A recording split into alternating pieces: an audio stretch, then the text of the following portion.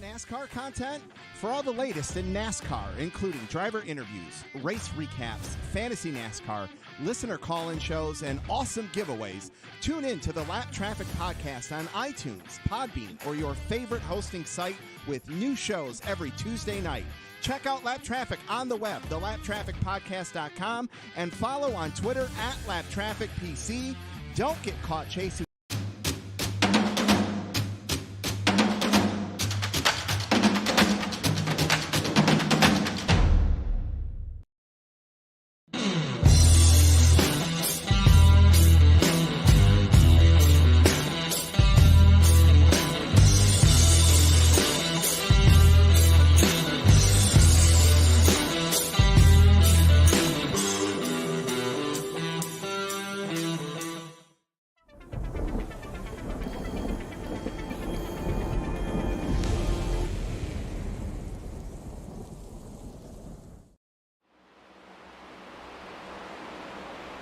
Welcome, ladies and gentlemen, to WSSR Roasted Gems Coffee Cup Series, Season 5, Race Number 2. And I still can't get over that new Freaky Fast logo and the way that we are trying to get ourselves set up with the rest of the year. 2022 has been a fabulous year, and it cannot wait for another race here for the WSSR. Tonight, it is that of the CAT5 Esports 250 here at the Indianapolis Motor Speedway, the home of the Brickyard, as well as the Indy 500. This track, so fast, and for these drivers, it's gonna be a handful, and we cannot wait to give you all the coverage here on Freaky Fast Broadcasting. That of WSSR Roasted Gems Coffee Season 5. Big credit to Roasted Gems Coffee for being the primary sponsor of WSSR. Go head over to roastedgems.com to get your hands on some premium quality coffee. Use the promo code WSSR for 5% off. Start your day off right with Roasted Gems Coffee. Roasted Gems Coffee, we can even stay up at the booth. It is some fantastic coffee. Some of the drivers have purchased it. I'm going to be purchasing some at the end of the month, and it is some of the best quality out there, and we are so happy to have them as a title sponsor here for the WSSR Cup Series. As we are here on Freaky Fast Broadcasting, my name is Sam Dyer. With me is Trevor Earhart, being my running productions in the background. Going to be Robert Moyer Jr. And Trevor, this season didn't start out the way that some leagues usually start at Daytona. Last week, got to see the drivers try to attempt to survive at Las Vegas, and it was a drama-filled end, but we'll see if the drama can carry over here tonight. Yeah, I can't wait to get this race started tonight after last week's pretty entertaining finish. Some of the contact made, see if that carries over into this week. And, you know, Indianapolis can be really racy, so I'm excited to see what these guys bring for us tonight. Yeah, if you missed last week at Las Vegas, 3 laps to go, contact was made between the front two drivers. Vincent Sora, who was leading at the moment, got bumped out of the way by Brandon Colley, but then gifted to the win, who was third place runner of Cedric Hunter. And Vincent Sora certainly gave it his best effort and pushing the one out of the way and giving that to Brandon Colley, not the finish that he wanted. But interesting coming into tonight, Trevor, got to watch these drivers earlier in the week. They had some practice races and a lot of practice time to get prepared for this racetrack. Vincent Sora won the practice race, but he was very upset and not happy with the way that this car drives. And I think that's going to be a big factor for a lot of drivers here tonight. They seem to be not knowing what this car is going to be giving to them here this evening. And watching these guys in practice, before we get into qualifying, it looks like the car can get really snappy loose, and then if you don't get that line correct coming out of the corner, it looks like it can just plow toward the wall. So it looks like it's going to be a handful either way for these drivers. So watching them tackle this is going to make for a good show. Another factor also to watch out for, the weather. It is very unpredictable in that manner. In sim time, it's about to be 1 p.m., so the track could heat up a little bit more, but it's going to be that of mostly cloudy. But the track temp that you could see on that far right of our weather indicator, going to be that of 108 degrees, but it has as well throughout this practice been down to that of 100 102, sometimes even lower than 100 degrees, and it's been as high as 114. So the track temp has been fluctuating, and that's where the mostly cloudy aspect gives the fluctuation. But the big thing I want to touch on is the wind. 18 miles per hour, that's been fluctuating as well, from 15 to 18 miles per hour of wind. Trevor, this weather is going to be incredible for the drivers to handle, because this isn't a normal thing to see wind and as well being this warm for the track surface. No, it's gonna make for an interesting race, especially with the wind blowing like it is. At 15 miles an hour, you can handle it, but if it gusts up to 17 mid-corner, that can really cause your car to push off into the corner, or coming off the corner, and push you straight toward the wall. So gonna be a handful for these guys tonight, that is for sure. As practice is now concluded, drivers are on track. It's time to see how well they can handle the course. And one of the drivers that's coming in for one of their debut races here this evening, Ryan Bird. We got a lot of new drivers coming in and missing out last week, but some of these drivers from other leagues that were on Saturday had an opening week. So they're coming in to race here tonight at Indianapolis, as Trevor, qualifying. On my notes, I have this circled up as one of the most important factors on having a good finish. Starts here. Track position here is going to be key, and the key to getting a good lap time is going to be getting off turns 2 and turns 4 and getting a good run going down both of those long straightaways. So we're going to see, here's Ryan comes to the start-finish line. We'll see how he does here on his first lap. First lap about to be started. Across the line is going to be for that of the 49. Going to be right on board for a whole lap here. And Trevor, you got to run some practice laps earlier and throughout the week, gain a sense of what this track is like. What are the major factors that the drivers are trying to hold on as going on the exit at turn 2 now is Ryan Bird? You just want to keep the car to the bottom of the racetrack, hug that white line as much as you can. And I found it to be fascinating that you could downshift in these cars if you wanted to, and it helps the car turn a little bit more, but there's not much time to be gained in downshifting to 4th gear or staying in 5th. So I think it just comes down to driver preference here as Ryan goes into turn 4 on if you want to downshift or not. But you just got to keep that car straight and get a good exit off these corners to get down these straightaways, because that's where you're going to make or lose all your time, is down these 2 long straightaways. Ryan Bird going to be coming across the line. Top of the board first is going to be that of Tom Senchek. Tom Senchek, Ryan Bird, yesterday had their own little private practice party, and they both were trying to find that little bit of extra speed for themselves, running very close to one another. Here's going to be another driver on track to 57, going to be on course for these drivers here tonight. I'm excited for how the drivers are going to be evolving, and this is one of the drivers I'm excited for, that of Richard Wolfsberg, who's going to be coming in as a driver that's still learning and kind of on the learning stages of trying to get faster week in and week out. Maybe not a driver that we're looking for to go for a win, but certainly a top 15 to a top 10 could feel like a win for the 56. Yeah, he showed some flashes last week at Vegas, but at the end of the day didn't get the finish I think that he quite wanted. But for a guy who's fairly new, he did a good job last week staying out of trouble, and hopefully he can progress a little bit further up the field this week. As drivers are clocking in their second lap, we are past halfway for qualifying. Now, these drivers were only given 5 minutes for qualifying for 2 laps in total that will count for times.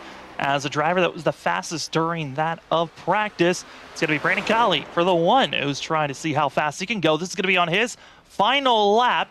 Is for the one machine, but he brushes the wall. That's going to invalidate his lap time. Yep, not good when you brush the wall.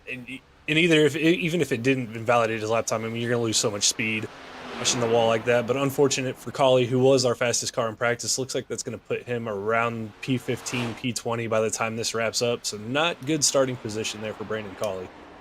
We talked about a driver that maybe was aiming for a top that of 10 to 15.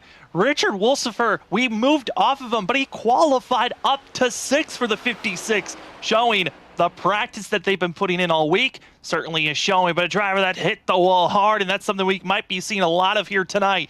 Tyler Dangler not going to be able to finish out his final lap, going to be 16th for himself. Here comes the 97 of Alexander Light, going to be trying to finish out qualifying. 45 seconds left, and if you haven't started your time now, you might not be able to finish it at all, as drivers going to be aiming to see how fast they can go. And this 97, this is going to be close on time if he can finish it. Yeah, 52-second lap times are on this track. So, I mean, if you haven't put your lap time in with 42 some odd seconds left here in the session, you're not going to get around to get that first lap started. So as Alex comes through, looks like turn 3 and 4 here, coming to finish his time left.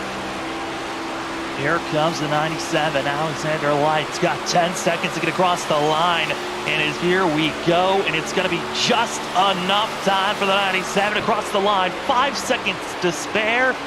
Whew, that's close, but that's asking for a lot. But got to say, for tonight, we've got a big field. It's grown by just one more driver. We had a couple of drivers missing out, but tonight, 35 have come to register for the second race of the season of the WSSR Roasted Gems Coffee Cup Series.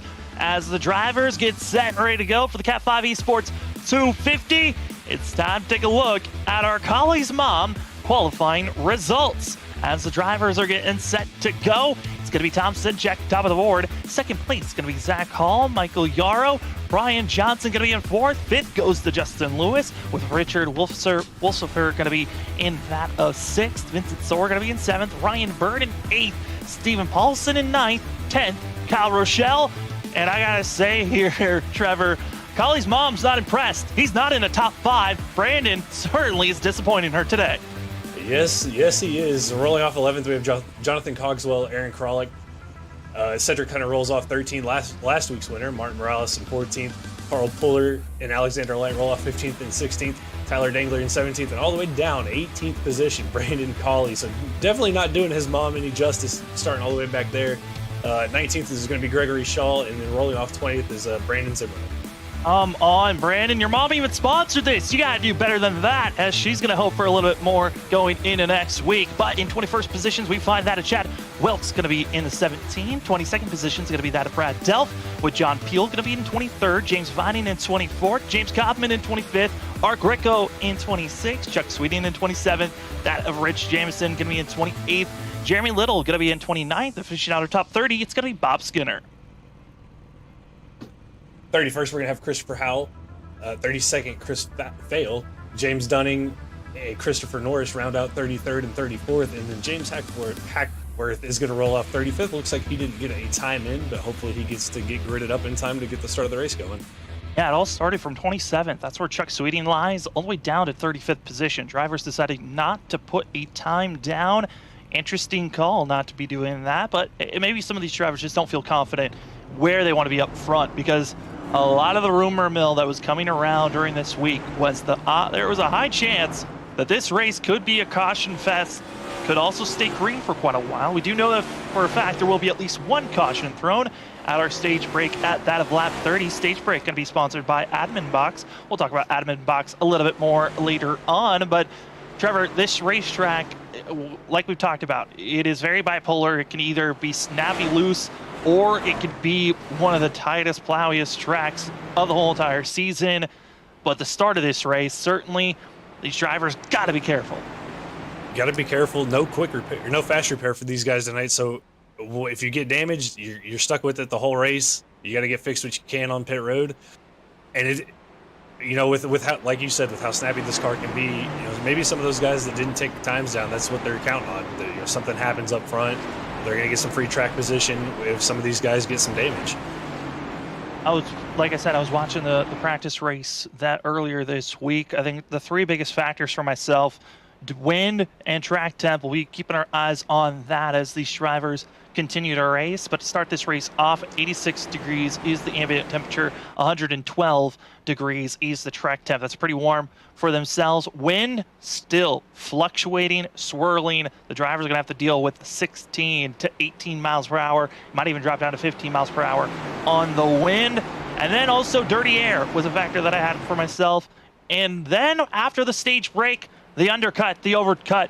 We'll talk more on what those terms mean once we get done with our stage break, because right now it is time to go green flag racing. It is the World Series of Sim Racing Roasted Gems Coffee Cup Series Season 5 for that of the Category 5 Esports 250 here at Indianapolis. The drivers are set, Barney is ready, and we're green here at Indianapolis. Roaring down into turn number 1, it's Thompson checking the 8 on the outside, Zach Hall on the inside. It's side by side through turns number 1.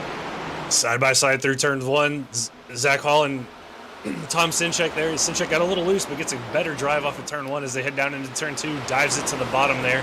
And Brian Johnson now to the outside of Zach Hall for second.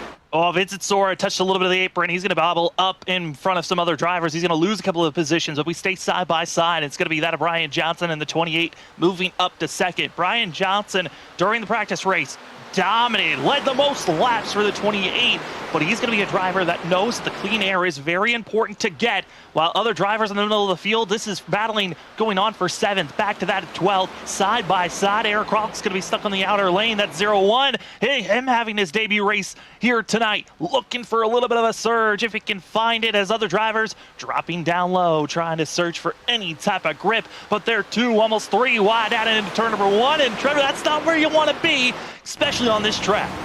No, you can do 3 wide, 4 wide down the front straightaways, but these corners are narrower, more narrow than they look. So when you get to the corner, you definitely want to be at least be 2 wide, because being 3 wide probably not going to end well for these guys if they keep trying that throughout the course of a run. A little bit of snaking already going on as we're running on board with Vincent Sora, looking back, making pass on Ryan Bird, showing the dominance of the draft on the straightaways. That's going to be another thing for these drivers. If you can't conquer and make a pass immediately, these straightaways are deadly, Trevor. It's almost like running at a super speedway. You get such a tow down these straightaways, especially if you can get a good drive off of corner exit, that it can really help you set up a pass. But at the same time, you can almost get stuck, just kind of like Formula One does in a train, where you're just stuck constantly following somebody. So we'll see how this plays out for these guys, but it can create a huge run for you. As we're watching some of the drivers inside of our top 10, the 81, that of Steven Stympian, a driver that's open for a good run for himself. Stympian showing off right now in the middle of this group. This is the best time to make some passes if you're able to. Otherwise, you're going to really have to pick and choose. And with how long these straightaways are, Trevor, I'd imagine drivers' lack of focus, especially with it being 90 laps, drivers' focus have to be on all times. Otherwise, you could be making a mistake here. You can. It's easy to do. You can sail it off down the back straightaway, front straightaway, and it's just so long, and you forget where the guy in front of you, he might break a little bit earlier than you, he might break a little later than you, and it can throw you off when you get into those corners. If you lose a little bit of focus, it can throw you off and cause some issues. As we're running on board with the one machine, this is Brennan Colley, who was one of the fastest drivers during practice, did not perform as well as he was hoping during qualified 18th. Up 2 positions, but now in that stall out zone where you got a driver in front of you, you got a driver behind you, but it's difficult to think about making any types of passes, especially with the power of the draft that we're having as we hop on board the 1, get his perspective, trying to run down the 97 of Alexander Light. It's a pretty good tow here down the backstretch. Don't think he's going to have enough momentum to make a move here in a 3 and 4s.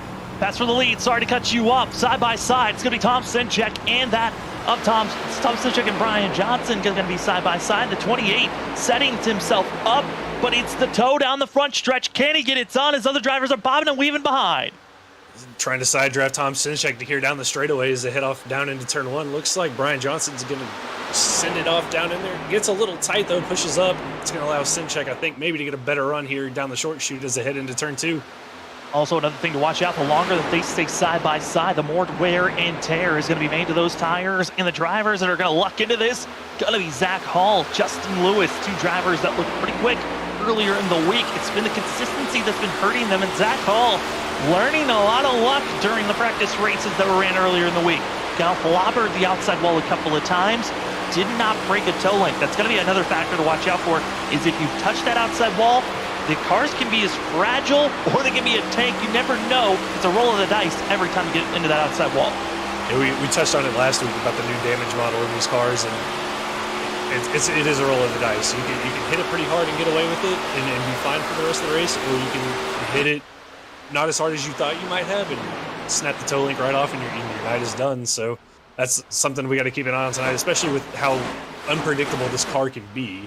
So we'll be keeping an eye on that throughout the course of the night as well. Brian Johnson certainly gave his best effort, now falling back, and now so we're going to fall back and take a look at some of these other drivers as, we got some drivers getting real close to that outside wall, but right now, very much blocking, defending, trying to get every position possible. But further back, we check out, here's some of these drivers that are just lingering around. This is going to be the 66, going to be just hoping for the best. Gregory Shaw in the 18th position. open for a good run. And then also here's the 19th, Tyler Dangler in 20th place. Didn't qualify as well as kind of other drivers, kind of felt like the same pattern. Didn't qualify as well as they thought they were going to, and now it's going to be a long race of trying to move forward. But a driver that's lost the most positions, it's this 91. Martin Morales lost 12 positions since the start of this race. This 91 is not looking comfortable as he is extremely off the pace currently right now. Makes you wonder if maybe Martin got up into the wall at some point during the beginning of this run and is just trying to hold on to it till the stage break, come in, get some repairs, get some fresh tires, and maybe turn his night around. As looks like the 85 caught the wall a little bit in front of him coming off of turn 2. And here's going to be 88 of Christian Howell, but behind them, it's racing for last place, but keeping the best action on track. Going to be seeing these drivers. It's going to be finding ourselves with James Vining as well as that of Christian Howell. Jamie Dunning is going to be as well with Art Greco. The 54 and the 72 going to be side by side with one another, as well as waiting behind in the looming shadows. It's the 38 of Christopher Norris, and Norris is going to be throwing it down 3 wide. But watching out for that outside wall is going to be Dunning, and Dunning pulling away, and it's Art Greco with the poor launch, and now being passed by over that of 3 drivers in an instant. Just not having that momentum coming out of turn 4, it just shows you right there how important that corner exit is, as he just got overtaken there by 3 cars as Norris and the 82 still go side by side going into turn 2. Now going to be seeing how can that 82 on the outside, that's Bob Skinner and Norris. Late incident between themselves last week at Las Vegas. Hoping that they don't make any more contact here as Art Greco and the 72s back off and prepare to go after that 82 machine. And this is, again, battling for practically last place. This is for that of 33rd, 34th, and 35th position as moved up just slightly. This is where we find the battling of Kaufman, Vining, as we ride on board with the 88 of Christopher Howell. Howell pulls out here, gets a good run in that slipstream. He's going to pull out here, heading down into turn 1 and see if he can get by the 33 there. And the 54 dives right in right behind him. So 2 passes there in 1 straightaway for both of those drivers. And actually, based off of that last lap, these drivers certainly trying to find some extra speed. And the 54, one of the drivers that I was kind of thinking about who was going to save tires. The 54 able to have the tires to make those aggressive moves, as see here of Steven Stimpian in 6th place, riding, watching a great battle in front of him behind that of Zach, watching that of Zach Hall, as well as Justin Lewis and Vincent Sora. And it's going to be that of Lewis who's hoping for a good run as we see ourselves on the bottom right. That is Steven Stimpian, focused, driving, and loving to have that type of a wheel action going into turn number 1. Really working it here, Trevor. Yeah, working that wheel. The little correction there to the right. It looks like that car's a little loose for him here as he looks to make a move here on the 77. But yeah, just working that wheel, sawing at it, trying to keep that car straight, keep his momentum going here as they, man, this is a great battle up here with Zach Hall, Vincent Sora, and Stimpian here. Good push there from the 77 machine to the back bumper there, Vincent Sora. And as these drivers continue to race on, we stay on board with this, but a driver that just had an incredible save, the 56 of Richard Wolsifer, going to be having himself a wild loose sensation out of turn number 2. Kept it straight on the straightaway. We stayed green, almost bringing out a yellow, but Steven Stimpian side drafting, trying to set up the 77 here, as this is the battling for that of 5th place. Stimpian trying to go on the move, bombing it down into turn number 1. It dives it here to the inside of Justin Lewis, gets real loose there. Good save on Stimpian's part. You can see that all in the wheel cam. Working that wheel, keeping that car straight, man. He held on to that. Oh, and it's just continuing to work back and forth, and certainly Steven Stimpian giving us a show, and that wheelmanship that all drivers, it's not just the 81 that's dealing with that loose sensation and really having to save it each and every lap. That's everyone right now.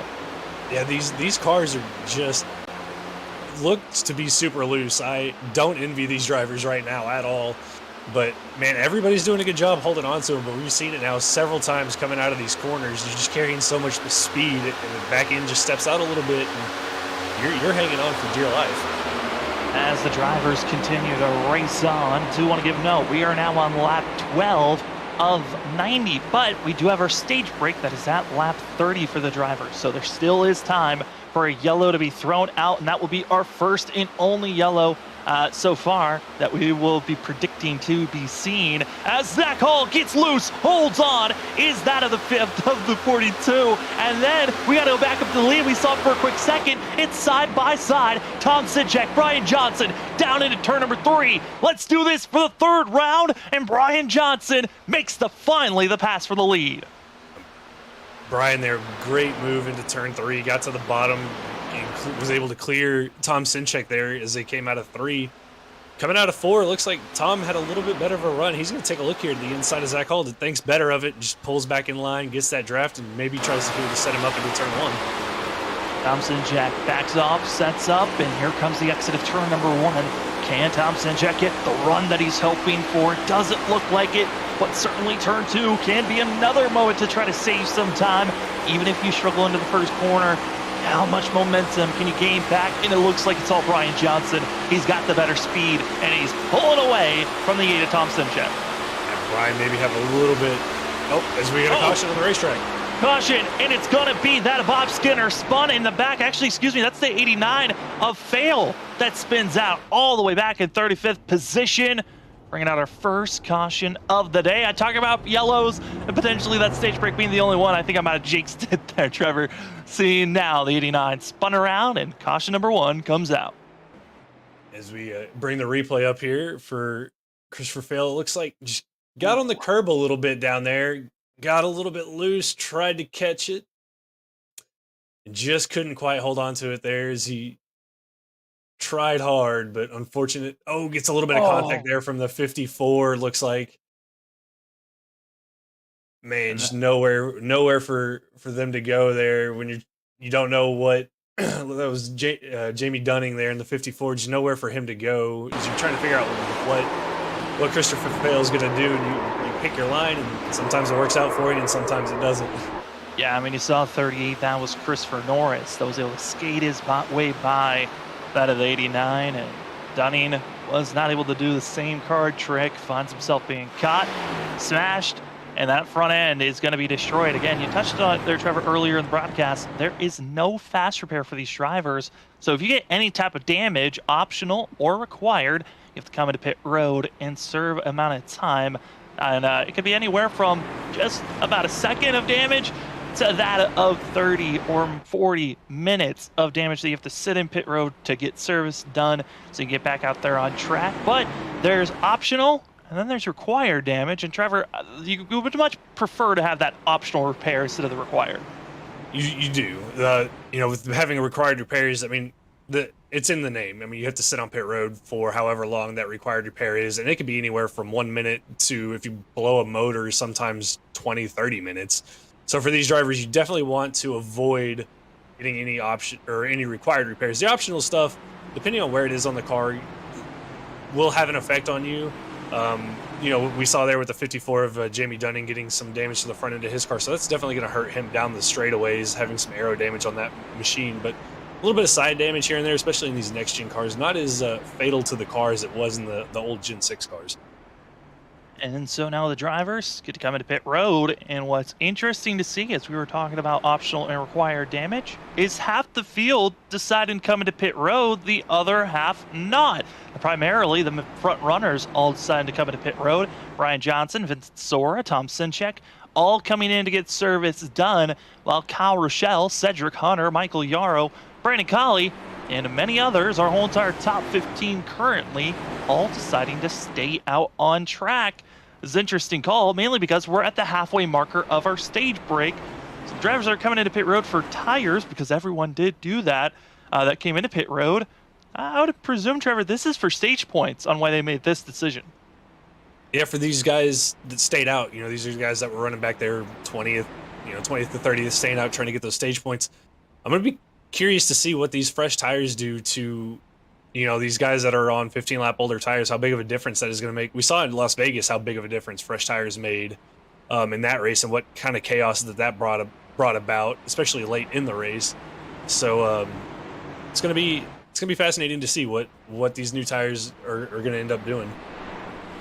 How will the drivers and tires be able to hold on for themselves? Well, time will tell for them, as everyone is waiting to get the 1 to go marker. That will be when the lights are officially out as the drivers are rolling and getting themselves sorted. I'm also curious on the fact that for Kyle Rochelle, for Kyle Rochelle, Cedric Hunter, Michael Yarrow, these are drivers that are really trying to gain more. Michael Yarrow was one of the drivers that really had lost a lot of time, now going to be pushing forward. I'm curious on how much of tire wear a lot of these drivers were deciding to save and felt like, you know what, I'm just going to stay out there for now.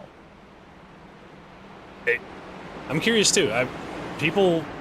Some people like to do that. They like to run back in the back, save tires, pray, hope for a caution before the stage and try to get those stage points.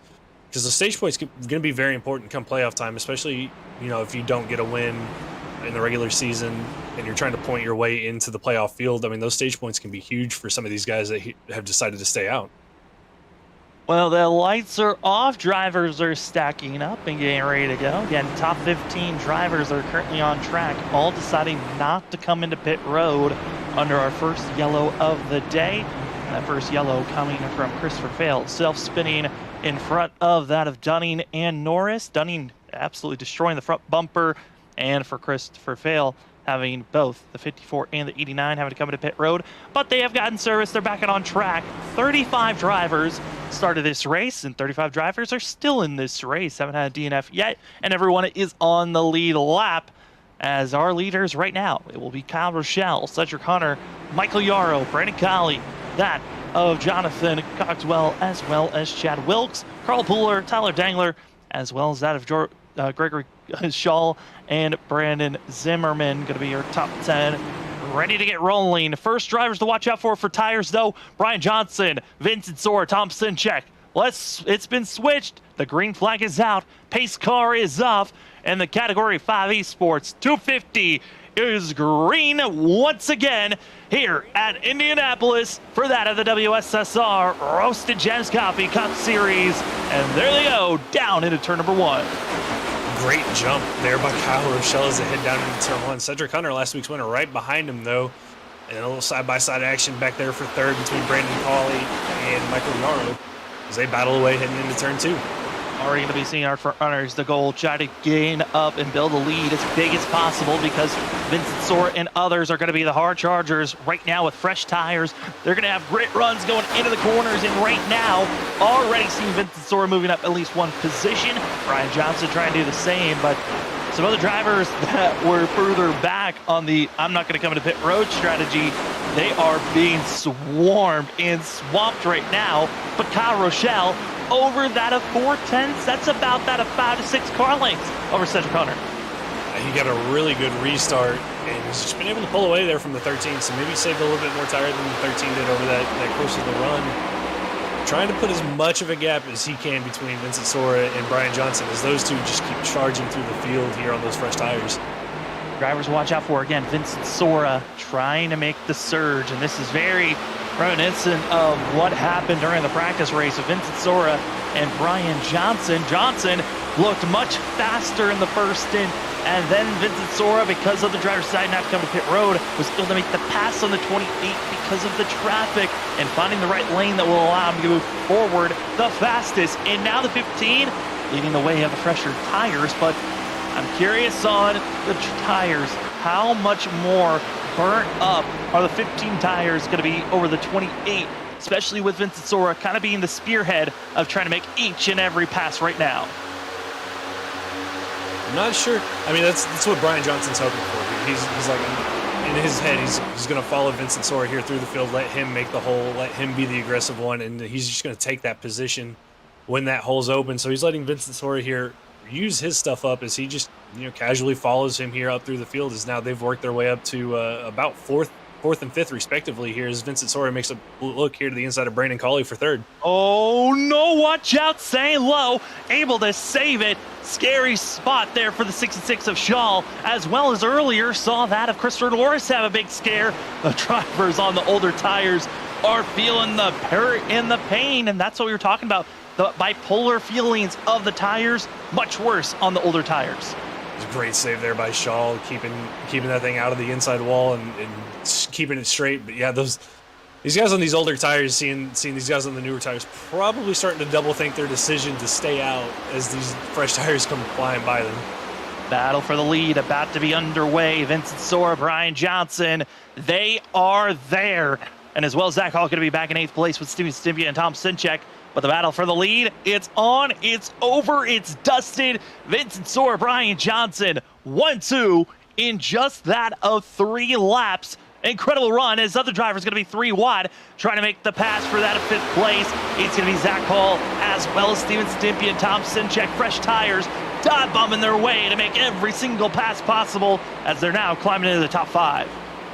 Michael Yarrow there got put in the middle going down the back stretch. Wisely decided to back out of that going into turn 3, but here comes Brandon Cawley, Steven Stimpy in the 81, and then Tom Sinchek, who dominated the early part of the race. He's fallen a little bit further back, but you know he's right there on the back of Steven Stimpy, and here's these 3 try to catch back up to Vincent Sora and Brian Johnson. A little bit of a flashback, like you noted on there, Trevor, of last week at Las Vegas when we saw a similar thing here. Drivers on new, drivers on old tires, and the way that they just got mixed in with one another. The potential of a wreck very high in this state, especially with the very quick closing rates that we're seeing on track currently, and drivers getting extremely loose and struggling. But we got to go back up front. That Brian Johnson trying to go for the lead over Vincent Sora to the outside. He's going to be the 28, and Johnson, I think he might have learned after the battling that he had with Tom Sinchek, make this pass sooner than later, like he did with the 8 earlier on. He surely struggled to make the pass, but out of turn number 4, Johnson's there on the outside. Gets a really good run there off of turn 4. He's going to be able to clear Vincent Sora down the straightaway here and set sail for the 28. Great move on the outside for Brian Johnson. I'm sure Vincent's going to learn a little something from that. Maybe block that high line if this comes down to it later on in the race. It's going to be something he's going to have to keep in the back of his head. Especially on these newer tires, that outside lane is viable to be seen as we're seeing some of the more passes going on. Tom Sinchek dropping back, but here is going to be that of the 14 of Brad Delph, 19th position. This is very important for Brad Delph. He's on fresh tires. Same for Ryan Bird. That's just cracked the top 10. Drivers are trying to crack the top 10. Bonus points for those that are in the top 10 position. And watch out for that of the 1, Brandon Colley, as well as the 17 of Chad Wilkes. They're trying to hold off that of Kralik and Light and others that have the fresher tires that are recognizing this is our chance to get some bonus points here as we're coming to 8 laps to go in our stage number 1. 8 laps left in the first stage, or in the stage here, and it's going to be tough for the likes of Brandon Cawley and some of those guys who still haven't pit, Kyle Rochelle, Cedric Hunter. They're just barely hanging on to the top 10. I think it's going to be hard for those guys to stay into the top 10 as these pressure tires, catch up to them. The main thing, if you're not taking tires on this go, you're hoping that extra set can be viable for you to go for a win later on in this race. The drivers were all given 4 extra sets in pit road to work with, but for right now, everyone that's used set, they've got 3 left. They're expected to use another set if you've already taken one now at the stage break at lap 30, meaning you've already used 2 sets. You'll be left with just 2 for the last 60 laps of this race, really putting you inside of a box on what you're going to need to do as you see Christopher Norris being passed by everyone currently right now. The 38 just hoping to stay afloat as he's in 20th position, but even behind him, you got that of Little. That's for the 26. Had a strong run at Las Vegas last week. Now, going to be on those older tires trying to hold off that of Art Greco, as well as many others that are side by side. Some that have made mistakes trying to recover, others just trying to get a feel and understanding of this track.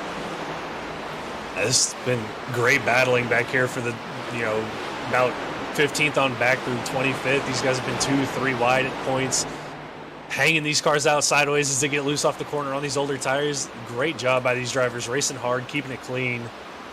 Man, makes you these guys probably just praying for that stage caution to come out now so they can get those tires and save a little track position they currently have from staying out.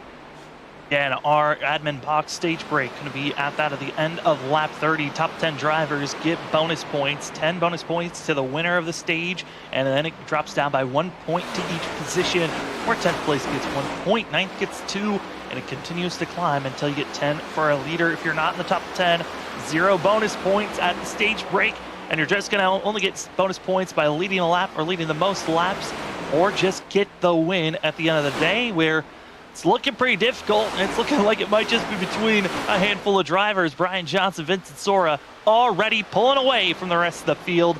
And certainly Brian Johnson's been the constant driver up front, but a driver that's kind of shocking me right now, this 97 on track, that's Alexander Light in 10th place. He's got to figure out how to hold off the 56 of Wolsifer, who's going to be trying to make a charge in 12th. He's got fresh tires, but this 97 is doing a great job for a driver that's really been becoming a very improved and better driver each and every season. Each series we see him here on Freaky Fast Broadcasting. Alexander Light, really good driver, really hard driver. Not to race around, but I mean he races hard and races clean. It's good to see him up here having a good top 10 run, and hopefully he can get the finish that he wants out of this race. But good job holding on to this car right now inside the top 10. Top 10, and really I think the big thing for Alexander Light, gets these bonus points, could set him up better on later on in this season for potential playoff hopes. I think that's really what's hoping for the 97. He wants a berth into the playoffs much later on in the season. We still got a lot of racing before we start really seeing the picture of the playoffs. We only know one driver that's locked in, and that's going to be the 13 of Cedric Hunter. I think that's why Hunter was able to really try the gutsy strategy of staying out on old tires and not coming into pit road. But the laps tick away. We are now in the final 4 laps of this stage as we're on lap 27 of 90, but our stage break at the end of lap 30. But here comes the pass, potentially for that 14th position. Hal, also going to be that of Jameson, going to be trying to make the pass on the one of Kali, and Kali defending for now on the outside. Yeah, Hal got a really good push there from Rich Jameson down the front straightaway, getting a good push maybe at a turn 2. Looks like Jameson might look for it as they both clear Brandon Kali, who's looks like he's really starting to struggle there on those older tires as Hal and Jameson get by him. Make the pass is going to be 86 as well as 88. Now these drivers are battling for that of 14th place. It's more so just the consolation prize of congratulations, you're now in the middle of the field, not getting those bonus points. Again, you got to be in the top 10. Right now Brad Delph's in that position for the 14. As here's Bob Skinner, driver that was trying to avoid some of the carnage earlier on this race, and the 82 running in 32nd position. As we move up further in the field, this is that cluster of drivers we were talking about that is constantly battling with one another. Well, they're doing the battling once again. Art Greco, also Christopher Norris, also going to be seeing some other drivers right on top of one another, and that's actually going to be the 89 of Christopher Fail that's trying to get a little bit frisky here behind Greco in the 72. That failed. Good recovery after that spin earlier, back up here and almost into the top 20 here as he battles with Greco and Norris coming down the back straightaway here. So good to see him recovering. Apparently not a lot of damage to the back end of that car, and maybe not as much repairs as he thought he might have, and looks like that car is still pretty strong. Looking very strong for himself currently, as do want to give a note, saw a driver get really hard on the outside wall. That's going to be Carl Pooler, trying to react to not get into Brandon Zimmerman, who had a bad slip up in the 71. Hard contact in the outside wall, going to have required damage. This could be a race ender, or at least place him in a back marking position for Carl Pooler that has to basically limp his way to pit road. 2 laps to go in this stage. Yeah, it's one of those things. Looks like he got up in the wall a little too hard, maybe broke that front right toe link. So unfortunate there for Carl Pooler. Hopefully he can get that fixed and get back out there on the track. As this is the battling we're seeing on screen, drivers that are battling around this 27th to 28th position. Going to be seeing drivers side by side. Going to be on the outside. Going to be seeing that of Chuck Sweeting, also that of John Peel. It's going to be Peel trying to linger for himself, as we are technically on what you would call the white flag of the stage break. It is all about making it to the end of this run. And it looks like for our top 10, as long as no one gets into the outside wall, all pretty secured on where they're at. Brian Johnson, Vincent Sora. Sora's going to have one more real true opportunity, and that's going to be going into turn number 3, but a little bit too far back for a dive bomb move. Brian Johnson just hit his marks, and he's got those 10 bonus points here at the stage break through to out of turn number 3, through the short chute to turn 4. And Brian Johnson's looking good for himself. Out of turn number 4, the 28. He's been searching, he's been lurking, and now after the pass on Vincent Sora, about 2 to 3 laps into this last restart, he never looked back, and gonna be our stage break winner. That's sponsored by that of the admin box. Cross the line, drivers wait for that of our top 10 to officially cross it, where we find that of Brad Delph Trying to make a late surge on that of Alexander Light. Not able to do it. And a yellow flag waves. That is our stage break. A good run there from those guys in the top 10. Brian Johnson definitely one to look out for as this race continues. As he's basically, once he got past Tom Sinchek, he was hard to catch there. Vincent Sora also up there, another one you're going to have to watch out for as this race continues. As those two, I think, are going to be battling here for the win. They are going to be trying their best. Top 10 drivers going to be getting those stage bonus points. Going to be Brian Johnson in first, Vincent Sora in second, Zach Hall in third, with Tom Sinchek going to be in fourth, Steven Stimpy in fifth, Justin Lewis sixth, Ryan Bird seventh, Aaron Krolix going to be in eighth, Alexander Light ninth, and 10th goes to that of Brad Dell. As we want to give a big thanks to the admin box sponsor of the stage break as well. Going to be a Freaky Fast Broadcasting sponsor. If you're looking for a premium button box with a plug, set, go, and be the best admin or race control in leagues or hosted races, well, go get yourself an admin box. And it is going to be one of the best boxes that you can get. And if you want to get yourself a discount, go use our discount code FFB-BOXX.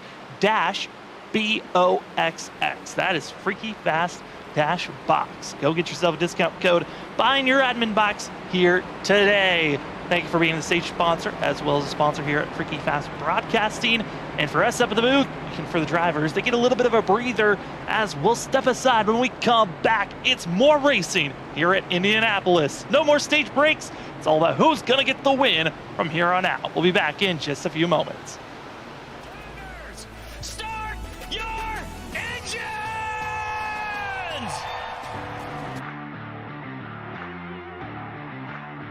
4, 3, 2, 1, green screen.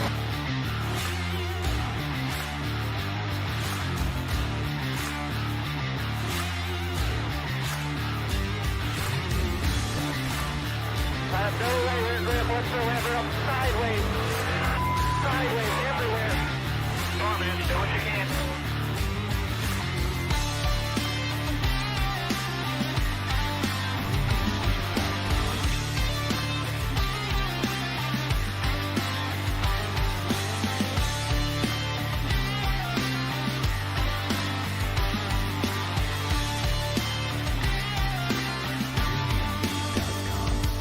The vibration in this car is the worst vibration that I've ever had, and the shifter's broken again.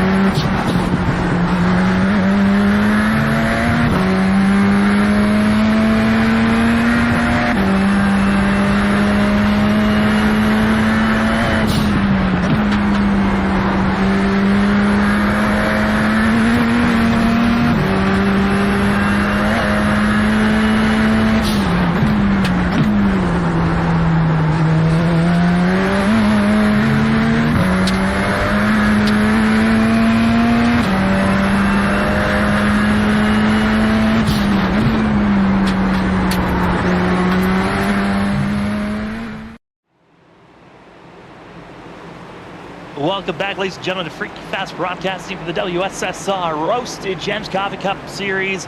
We're going to be bringing in a driver up into the booth. We got the 66 of Gregory Shaw up in the booth with us. Gregory, how you feeling out there? You had the save of the day so far, but how you feeling about this restart? I'm looking to get back up there. The car's been loose all day, something that I think everyone's been struggling with. So we'll see. I didn't take tires that first stop, but we'll see what we can do for Limo's team. Oh, we're hoping for the best for you. I know it was a really quick interview, but good luck on this restart. We're loving your iRacing I flag in the background. Awesome. Appreciate it, guys. Real quick, real fast, but let's take a look at how Gregory Shaw is going to take this restart. The 66 is going to be further back in the field, but he's got fresh tires now. He's going to be back in 24th position. And here, Trevor, this is going to be a hard restart for a driver deep in the field for himself to get through this pack. Yeah, you got to watch out for these lines, checking up as drivers try to take off, time these restarts. And Shaw looks like he gets a pretty clean restart there. Further on back in the pack, Brian Johnson got a good restart up front. He's able to clear the 42 as they head off into one. But Shaw, maybe thinking, look, take a dive there, thinks better of it as he just gets to start riding here and try to pick off these cars as they're bunched up here and move up through the field. If you're ever wondering what an iRacing iFlag system is like, well, you just saw it there, switching from yellow to green. It is blinking and is showing you clear as day what the indications are on track. As you're seeing Gregory Shaw, when I first saw this driver race, and I coined him as one of the most aggressive drivers racing, well, he's going to try to go 4 for 1 into turn number 3. He's only able to take one position, but the aggressive racing from the 66, he's going to try to go 4. We're going to go 3 wide into turn number 4 for a quick moment. He thinks better of it, backs out, finds the opening, and it's going to be that of Chuck Sweeting on the outside. Gregory Shaw, he's wheeling that thing, and the 66 doesn't want to stay in 24th for long. With all that dramatic flair, gotta say, Trevor didn't really gain that much, just 2 positions after some very scary driving from our point of view. Didn't gain much, but showing that he's willing to be aggressive, but also smart about it. I mean, couple should have taken that 4 wide there in turn 3, thought better of it, backed out of it, got himself set up. But I mean, now's the time to make these passes. As everybody's bunched up close to each other, get as many spots as you can to move up through the field before this field gets spread out. And as the 6-6 continues to race on, good update for up front. Vincent Sora was hoping for a better launch for himself. Wasn't able to really get out of pit road as clean as he wanted. Fell back to 3rd place. Zach Hall was able to move up to 2nd. But for our leaders, it's Brian Johnson, a 3rd contender. It's now Zach Hall, who's been lingering in 3rd for the majority of these attempts. He's now going to give it a go here on the 28th. As he looks here, get a good run here down the short chute, set him up maybe at a turn 2, get a good pull down the backstretch. Lose a little bit of time on the entry there, a little bit of a wiggle from the 42 as they take the corner exit, but just stay in that draft, goes in the gap, make your move, set him up. I mean, like we've touched on all racing, set him up as you get to the exits, get to these straightaways. That's when you can make the pass. This is going to be a hard time for Brian Johnson, who just had clean air for the longest time. He's going to have Black Cart in front of him. That's going to be Martin Morales, who just came out at pit road trying to service for the 91. He's been having a real rough day so far. And speaking of a rough day, Carl Pooler has called it a day for the 71. But Brian Johnson now has lap traffic, who's going to stay high, let the leader lap drivers go. But this is now going to be putting the driver in between our leader for a quick moment. Zach Hall has to be aggressive, and there he goes, diving it down low. Not going to be getting the exit that he wants with that. I've seen the 91 who was outside as drivers further back. Going to be seeing Ada Thompson-Check and others. This is certainly everyone's trying to gain everything possible. But Ryan Bird, that as well. The 77, Justin Lewis, as we hop on board with the 77 machine. Trying to get aggressive with the newcomer. That of Ryan Bird showing up earlier this week. Logging in, wanted to race with the WSSR drivers in 49.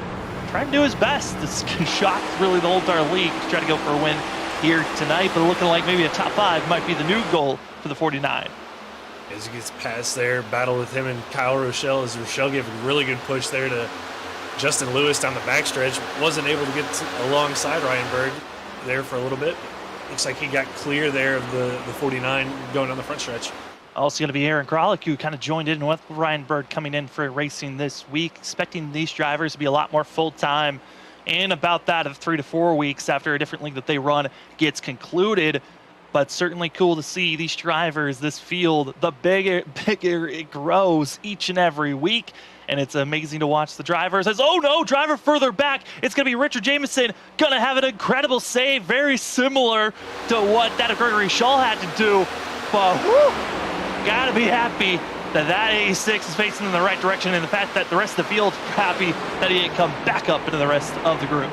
That could have been big. Great save by Rich Jameson there. And I mean, we've seen it all night already. These cars are just being so unpredictable, and with the track being unpredictable. I mean, we've seen it go from 109 degrees up to almost 120 degrees, and now it's kind of settled back down. So as the track keeps changing, the cars keep changing, and these drivers have a handful tonight. That is for sure. As we take a look here at the results of what almost halfway of the track temp, talk about how it was really changing and fluctuating during practice, also during the practice race, and it's even doing it here today. The track temp now raising to 115 degrees Fahrenheit. And, you know, Trevor, talking about the track temp, when it's moving around this much, I mean, how hard is it for a driver, especially if you're not getting this information that the track is evolving this quickly? How hard is it for a driver to react? It's really hard. I mean, because as the track gets hotter, it obviously chews up the tires quicker. So what you think you're doing is saving tires. You're saving tires at a track temp that maybe when you started the race was at 110 degrees, but as it gets hotter, what you were doing saving tires then is actually eating more tire later on in the run. So, I mean, it's just a constant battle of battling everybody around you and battling the track conditions to try to keep the cars out of the wall and keep tires on it so you can be competitive as the run goes on. I saw there James Vining on screen falling back, but man, that's got to be so frustrating. When you practice and you train, you're trying to be set up, and a driver that is feeling comfortable after his win last week, I don't think he's as frustrated even with the poor run. But I gotta say, for Cedric Hunter, there was not a lot of confidence coming into this week after the first couple of days of practice and into the practice races.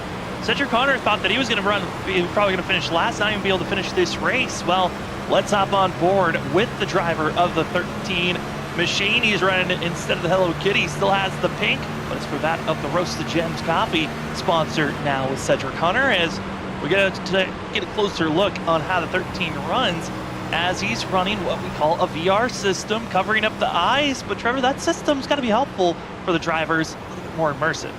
A little bit more immersive, a little bit more field of view for you as you're in VR, so it helps you see what's around you, compared to some guys that are on maybe single monitor or triple monitor setups. So a little bit more immersion. Feels more realistic, definitely, in VR. But I mean, just like we saw with the 81 of Steven Stippian, I mean, Cedric's having to work that wheel a little bit smoother here because we're a little bit earlier into the run. But I'm sure as this run progresses, we're going to see Cedric sawing at that wheel, trying to keep the car going straight as it just gets looser and looser as these tires wear out. And Trevor, you might be able to touch on this a little bit more, but we're seeing the drivers, messing with their wheels, adjusting as well. The drivers don't have a lot to adjust on the wise. This is a fixed setup league. There's only a handful of things that you can adjust and change, but I was hearing a lot circulating on brake bias into this week. What's the brake bias for these drivers, and how is that going to be influencing these drivers as we're closing in on halfway? So brake bias, you can adjust the brake bias up or down. You can give the car more front brake, more rear brake as the run goes on. A lot of these guys start with a lot of rear brake to help get the car to turn into the corner on fresher tires. But as the run goes on, if you keep that rear brake, to the back, and especially if under green flag pit stops, there's a chance that you could, lock the rear tires, spin the car out, get super loose off corner exits. So as this run goes on, you're going to see those drivers move that brake bias forward to tighten the car up a little bit in the corners and on corner exit. Those drivers, they can adjust the brake bias as well as they can change their offset for the driver's wheel on how much that's changing, and also the steering ratios as drivers are aggressive. Being and banging, it's going to be contact. Cedric Hunter, Alexander Light, you saw it on screen. The 87 getting into the 13. Looks like there's an off-axis road. Technically, that's the on-axis road onto the track, but they're wrecking further behind. Oh no, it's Shaw and others. They're going to be spun out, bringing out another caution here tonight. Unfortunate for Gregory Shaw. He was moving up to 17th position right there, I think, before that incident. So he was making moves, and we'll have to take a look here, Sam, on the replay and see what happened.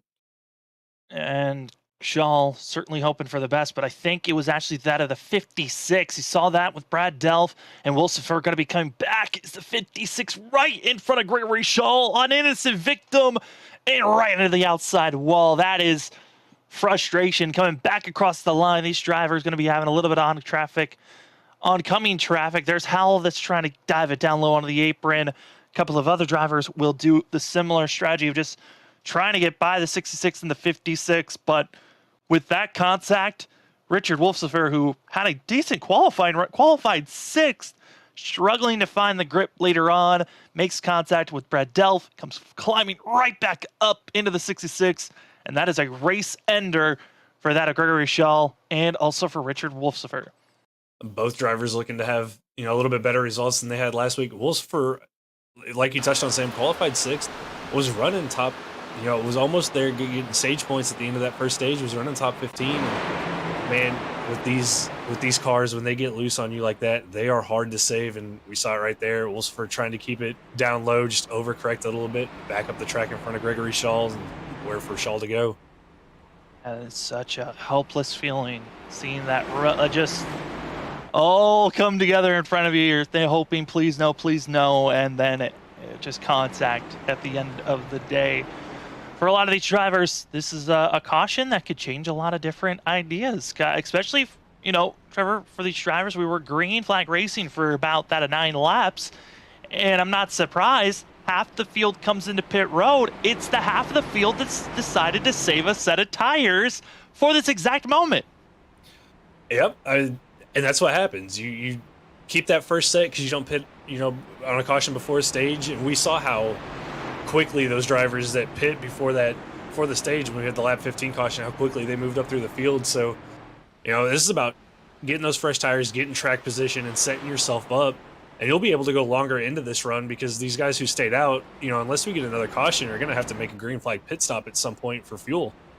And some drivers that are coming into pit road, Michael Yarrow, as well as that of Cedric Hunter, they're going to be coming into pit road, Tyler Dangler, and, there's some drivers that were deeper in the field, but could be a great opportunity to try to salvage, get a net gain for some, and drivers getting ready for themselves to go as everyone's getting ready to get rolling here as we are under caution number 3 of this evening. Second on-track incident to bring out a yellow for tonight as we had our stage break back at that of lap 30. We had our first yellow back at lap 14. And here right now, going to be around that lap 45 that we have our third yellow of the day. And with all the flags that you've been seeing on screen flapping around here at Indianapolis, as well as our sponsor, iRacing iFlag, all the flag systems out there. If you want to see what it's like to have clear, concise inputs of what the flag state is, well, you saw when we were interviewing that of Gregory Shaw before he got wiped out. I'm so sorry, Gregory. You might have gotten that commentator's curse for interviewing with us. We will probably not pull you back in for a while. But if you want to get that clear, concise inputs of what the flag state is, are we under yellow? Are we under green? Well, we can get that clear, concise information by getting yourself an iRacing iFlag.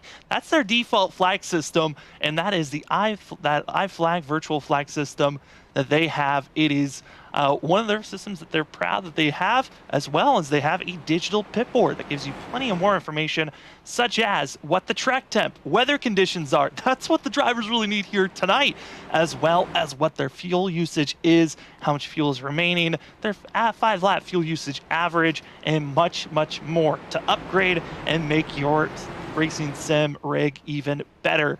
Go to iRacingIFlag.com, use our promo code FreakyFast2022 to get yourself a discount from iRacing iFlag. As the drivers get ready, stacked up, ready to get rolling. Trevor, for the drivers here, we're past halfway. There's no more stage breaks, but this certainly could be a game changer with the way that these tire stints are now changing up to be.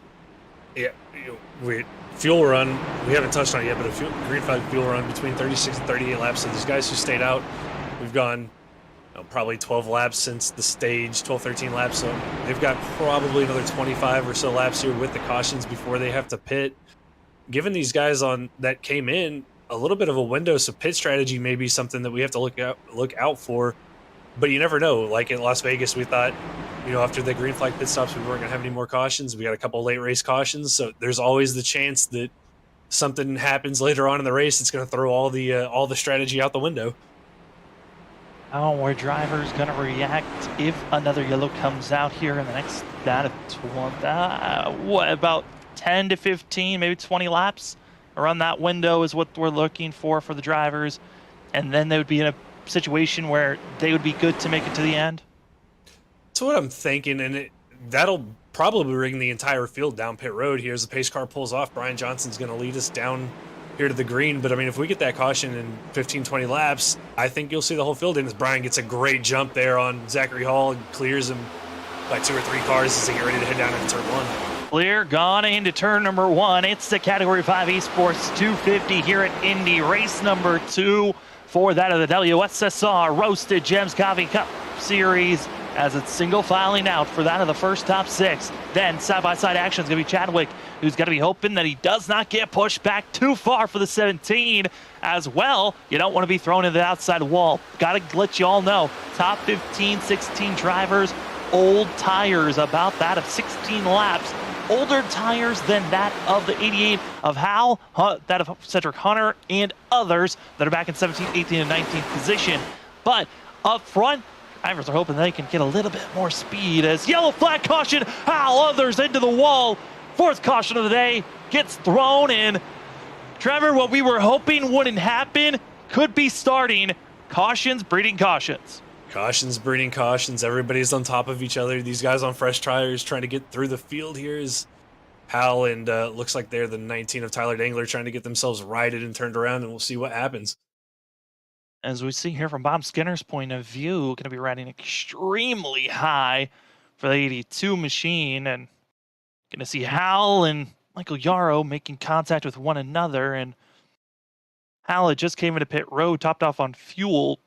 Skinner comes right in to the 88, and the rest of the drivers trying to slow up. The 19 does a great job coming to a complete halt before getting into Hal, but that was a lot of smoke, and I've got to say, not as much carnage I think we could have seen there. As you get another look, Michael Yarrow gets into the throttle so much sooner than the 88, and just there's patience when you've got fresh tires, and then there's moments and movements like that. Yeah, maybe one of those cases where he thought he had a little bit more grip, could keep to the bottom there, keep a tighter line, but just comes up a little bit, makes contact there with Hal, and around he goes. And great job by everybody else in the field getting through. And unfortunately, I think for the 82 there of Skinner, just one of those situations again, you've got a car to your inside, you go to the outside hoping that car clears a spot for you, and it just doesn't happen, and another innocent victim and nowhere to go for the 82 machine. As a couple of drivers going to be coming into pit road after this incident, going to be seeing that a Chadwick's going to be coming into pit road, and then drivers that were involved with the wreck, James Vining, that of Christopher Fail, who'd been involved in other incidences, as well as James Hackworth Jr. and Tyler Dangler coming through. Certainly this, race, drivers got to pick and choose where they want to go, but Trevor, tonight, this has got to be a scary thought that we could be seeing more yellows come up because of what we talked about earlier. The different tire states are starting to show now.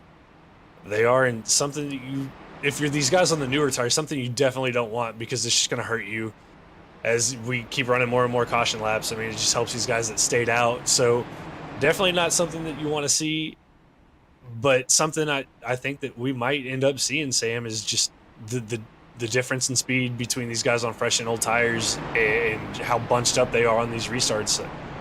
Cautions do breed cautions. That they do, and a driver that was close to that last incident got the 13 of Cedric Hunter. They're going to try to bring up the booth. Cedric, it's Sam and Trevor up in the Freaky Fast booth. You got us? I do, man. How's it going? Well, we were taking a replay on that last incident. Saw that you were pretty close to it. Man, how are you feeling about these wrecks and kind of the aggressive feeling? We're past halfway that drivers are starting to show.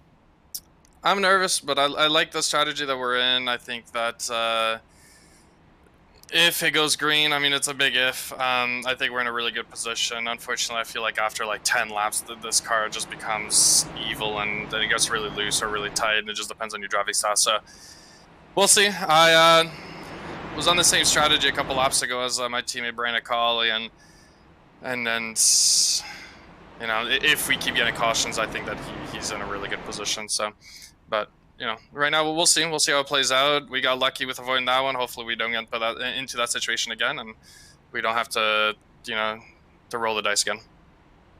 Cedric, you touched on it real quick. We're getting ready to come to the one to go, but you touched on this car being evil, and we've seen it, you know, throughout the field. Everybody getting loose. Is it more of a loose sensation than tight, or is it just a combination of both?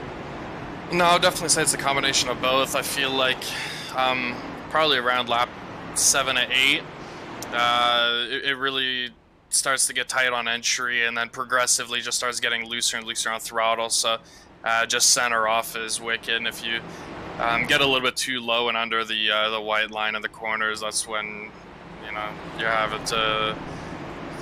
having a pretty good workout with Cisa on the wheel. So it's definitely a combination of both. It's fun to drive though. Well, Cedric, we'll let you get back up to your racing team, but good luck here for the rest of this race. I appreciate it, man. Thank you. As that's going to be Freaky Fast Racing driver 13, Cedric Hunter, rolling with that of the Roasted Gems Coffee 13. Well, I got to say, for tonight, drivers have been trying to pick and choose where they feel the most comfortable, but Trevor, hearing that this car is evil, certainly not the best feeling to hear, I would imagine, for a lot of the drivers out there, knowing that everyone's feeling the same way. Not the best feeling at all, and it's, you know, especially when you get battling side by side with other guys later in the run, something you're going to have to watch out for. Are you going to get loose? Are you going to get tight? Are they going to get loose? Are they going to be tight? Where are we at on track? Just more things to add, you know, as you're racing, more things to think about.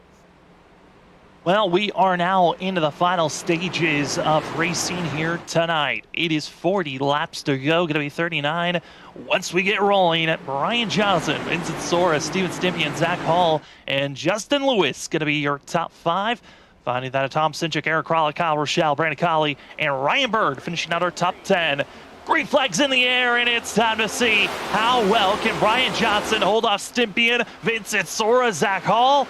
It's go time. Who's going to get the win here for that of the Category 5 Esports 250? Because, gotta say, for this 81 and for the 15, they're looking aggressive, especially for Vincent Sora. That feels like he had the race won last week, but got bumped out of the way.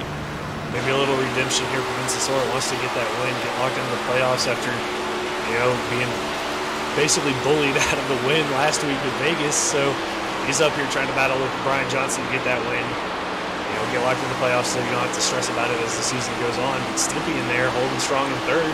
Had a really good restart there. Got to the outside of Vincent Sora, but falling back a little bit as he tries to hang on to these guys' draft as they come back around down the front stretch. Steven Stimpian, one of the drivers that we got to see earlier on how that wheel was working for himself. That was back when those tires were really getting worked and beaten, and we were into a decent long green flag run. Well, we've seen a little bit of a heat cycle being thrown, and now he's got to be careful. He's got Zach Hall, Tom Sinchek, Aaron Kralik that's coming into the mix here. Drivers that are looking fast, but the driver we just talked with, Cedric Hunter, 12th position for last week's winner, and he is now up to 11th. That Roasted Gems Coffee Pink Machine is showing some speed, and the fresh tires, they're rolling right now. Yeah, fresh tires. It's starting to make a little bit of a difference, but you know, in talking to Cedric, it sounds like 7 to 10 laps is about all the life fresh tires kind of give you before they start falling off. So these guys on fresh tires got to make these moves while they still have the grip before these tires start to even out. We got to think we did have that pacing, so that's 2 laps, you know, that we got to run, and now we've ran about 2-3 laps here. He's gained plenty of positions, up now 10 after the pass on Ryan Bird, and now going to be having another chance here with some drivers being aggressive. That's Kyle Rochelle, Kralik, and here comes that of the 13, going to dive it down low, side by side. 4 drivers trying to, oh boy, spinning. It's going to be that of Rich Jamison. Couldn't save it, that go around. Even in front of them, more drivers in the wall. Kyle Rochelle, we stay green. Drivers floundering everywhere to try to get by, as it's going to be that of Kaufman slow further back.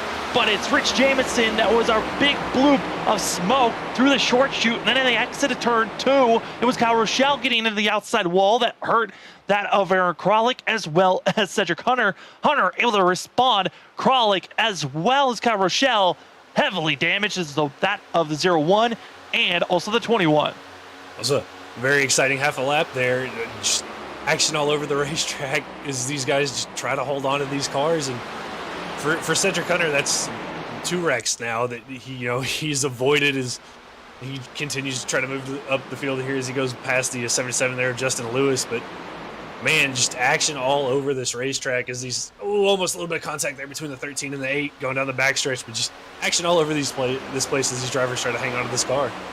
And they're going to continue to race on. Here comes the fresh tires again from Cedric Hunter. Great advantage for himself, cracking into the top 5. But I got to give huge kudos to the driver back in 11th. Now going to be up to 10th place. Chuck Sweeting, he is going to be finding himself up to 10th for the 75. And this is our biggest mover so far, up 17 positions. And one of the first drivers that decided not to qualify. And now instead of our top 10, huge kudos to Chuck Sweeting. Yeah, Great job by Chuck there, driving through the field. I think he's on the same strategy there as Cedric Hunter on those fresh tires. So just moving up, being smart, not being aggressive, or not being too aggressive, putting himself in a spot where that might cause him some damage, but just slowly and steadily making his way through the field, having a great run for himself today. Back up to the lead, it's Ryan Johnson trying to defend as here comes Vincent Sora inside. Going to be trying to side draft down the backstretch into turn number 3. But this is certainly for Vincent Sora, who doesn't want to be in the second place position anymore, wants to lead some laps. But I've got to say, for the big picture and scheme, this is hurting. These 2 drivers were teammates, still are teammates technically, but they are hurting one another on this battling of being side by side, because here comes Cedric Hunter, fresh tires. All that battling that's going on is just allowing the 13 to close in so much easier. Yeah, allowing the 13 to close in as he's pushing the 81 of Steve Stimpy closer to these guys. And if these 2 guys get to battling side by side again, those 2 are going to be right there in a matter of minutes as Cedric Hunter makes a move here on the inside of Steven Stimpy, and he's going to go for it on those fresher tires. Makes the pass main, and honestly, Steven Stimpion's going to have a great view of how the battling for a front. Oh no! Behind! Brandon Colley hard into the outside wall as the 1 losing all the ground for himself. And that is a destructive hit for himself. Luckily, no required damage, but that is going to cause the 1 to lose over 12 positions after 1 incident into the outside wall. Yeah, it just kills all your momentum. You got to get the car off the wall, get yourself gathered back up. And it just, from going from running just inside the top 10 all the way back here to around 20th position for Brandon Colley. And as that one moment happens, now we might be seeing more action coming out of turn number 2, because Cedric Hunter has caught up to our front 2. It is on for the lead. Fresh tires goes to that of Cedric Hunter. Give him second place at turn 2 as the grip level so much stronger for the driver. But now we're starting to equal that plateau period we were hearing Cedric Hunter talk about, hoping that he's got the grip and the tire wear, but the draft advantage to the 15 into turn 3, but it's long gone once you get to the center of the corner off. Yeah, just a little more grip there for the 13 in the center of the corner. I think, Vincent Sora did a really good job in 1 and 2, pinching him down there and getting him a little bit loose on the white line. Like Cedric said, as his tires were out, if you get down there on that white line, it gets loose for you. But he gets a great run off of 4, great run in the draft on Brian Johnson, and he's going to make this pass probably fairly easily here going into turn 1 for the lead.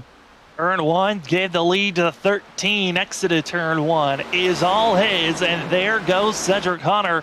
But don't look too far back. 3rd place, sneaking under the radar. Jonathan Cogwell is going to be right there.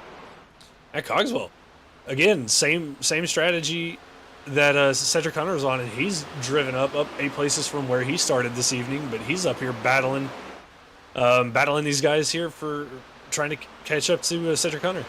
Now we've got to remember, both of these drivers for the 13 and 27, they came into pit road 2 cautions ago. A driver that came in over this most recent yellow, the 17 of Chad Wilkes. He's back in 8th place, trying to now going to be up to 7th. He's about that at 2.5, a little bit over 2.5 seconds back from our leaders.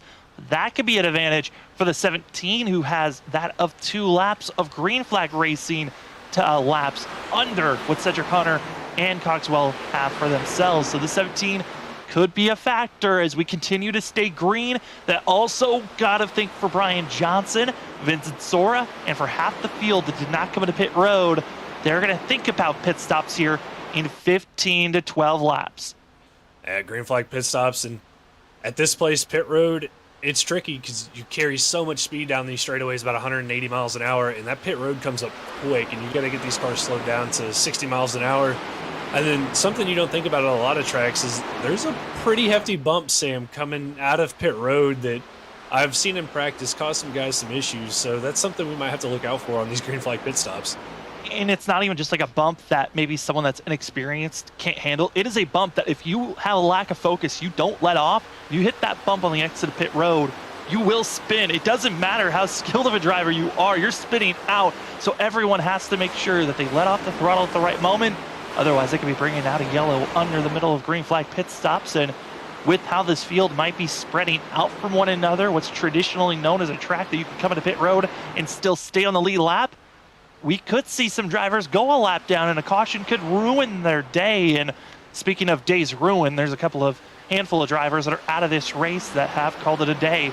Most recent of those going to be Christopher Norris in the 38, 29th, currently 3 laps down.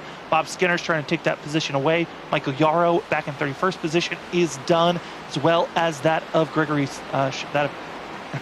Shaw, and also going to be that of Carl Pooler, calling it a day for themselves. Side-by-side racing, going to be that of Ryan Bird and Little side-by-side for themselves, back for 13th place. Yeah, Little here looking to the inside, getting a big push there from Martin Morales in the 91, who's done a really good job recovering. We saw him a lap down early on in this race right before the stage, so great job by Martin getting back up there battling here for the top 15 spots. He's recovered really well from his issues early on. Yeah, I mean, for Little, he was around a lot of damage. Ryan Bird, a driver that was up in the top 10, but again, part of the half of the field that decided not to come into pit road under these last 2 yellows. So now we're going to be seeing that half of the group. They're going to think about pit stops here very shortly. They're now inside of that 10-lap window when they're going to have to come into pit road. And also, it means when you come into pit road, this should be, if we stay green, your money stop. Got to make sure you don't get caught speeding into pit road. It's going to be another big factor to watch out for. As right on board with 10th place runner currently. That's Justin Lewis. That's finding himself moving forward as driver going to be coming into pit road. Kyle Rochelle, one of the first so far. Yeah, Rochelle, the first one to pull off to pit road. So it makes you wonder, Sam, if this is going to start a chain reaction of these guys who haven't pit yet. If these guys are going to start pitting, or if they're going to stay out a little bit longer and play a different strategy from what Kyle Rochelle's thinking. This certainly is going to be something that could change the factor as see Tom Sinchek really working that wheel of the exit of turn 2. And also, I think for a lot of these drivers, they might think about coming to the pit road shorter than the fuel window just because of how irritated the tires are and how much time and ground you're losing to such a driver as Cedric Hunter, Cogswell, and Wilkes that both are in the top 3 and are trying to pull away from our front runners. Yeah, Cogswell, Wilkes, and Cedric Hunter pulled away from everybody, and not too far behind him. Chuck Sweden running 5th here. He's caught up to these guys as he's trying to pass Brian Johnson to get up into 4th. And it looks like he's going to take a look here at the inside of Brian Johnson in turn 1 and clear him and possibly into the short chute. Brian hanging on strong there on those old tires on the outside, but I think Chuck's going to get him cleared here in turn 2. Yes, he does, as he moves himself up into 4th. So if you're Brian Johnson, Vincent Sori, you're doing well hanging on to the back of Chuck Sweeting, but you're still losing time to Cedric Hunter, and you got to start thinking maybe it's time to come down pit road and get some fresh tires on this car and get caught back up. You know, I talked about the little factors that I had in my mind. I talked about the wind and the tire temps. That is something that has been swirling and changing dramatically throughout this evening. I also talked about dirty air, something that the drivers that are up front, Brian Johnson's done a great job defending with that. But as we look at the temperature in coming to the final third of this race, it is now dropped. We're down at 110 degrees for the track temp, as you see on that far side of our board. Also, the wind continues to stay very high, but it's been consistent, at least west of 17 miles per hour. That is the wind direction that it's going. I think I'm a fan of the fact that it has actually been consistent. While during the practice race, it was a swirling motion of it was not staying in one spot. It was constantly changing, giving a loose sensation. But we're starting to see more drivers coming to pit road, and this is my third point that I wanted to talk about there, Trevor, the undercut and the overcut. At the undercut, come in, get those fresh tires now, gain as many spots as you can, put a gap on the guys who stay out for the overcut. So the plan is come in, you put a gap on those guys and hope that they don't catch you later on in the run as they're on fresher tires and your tires wear out. But for some of these guys, the overcut works out better where they'll come in later, they'll lose those 2 or 3 seconds, but by the end of the run, they are flying through the field and, you know, they have the grip later in the run to make those passes easier than the guys who came in early on. Yeah, and you know, talking about the undercut, that's when you pit sooner than what the normal time is for drivers. The overcut is maxing out and staying out as far as your fuel window will allow you to go. Starting to see a lot of drivers trickling into pit road. We've had ourselves that of 4 so far. Going to be Kyle Rochelle, Ryan Bird, Art Greco, as Greco is merging back onto the racing surface. But now I'm curious on the drivers that decide to come in with the undercut. That's, again, coming in sooner than everyone else. You're getting a massive, you know, jump over everyone. Right now, for the drivers that are going to be coming into pit road here shortly, such as Brian Johnson, Vincent Sora in the real half of the field that did not come to pit road, they're going to be finding themselves running over 2 seconds, almost 2.5 seconds slower than their best times. So you're going to be gaining a lot by coming into pit road now. But a surprise pit stop, it's Jonathan Coxwell who comes into pit road much sooner than I was expecting anyone else that had already come to pit road. Yeah, surprise move there from the 27. I don't know if he's trying to cover off maybe these guys who were doing the undercut or what his plan is here, but just, I'm with you, Sam. I'm surprised that he's in pit road. Looks like he just took 2 tires on that pit stop from what I saw. So interesting move here from the 27 machine.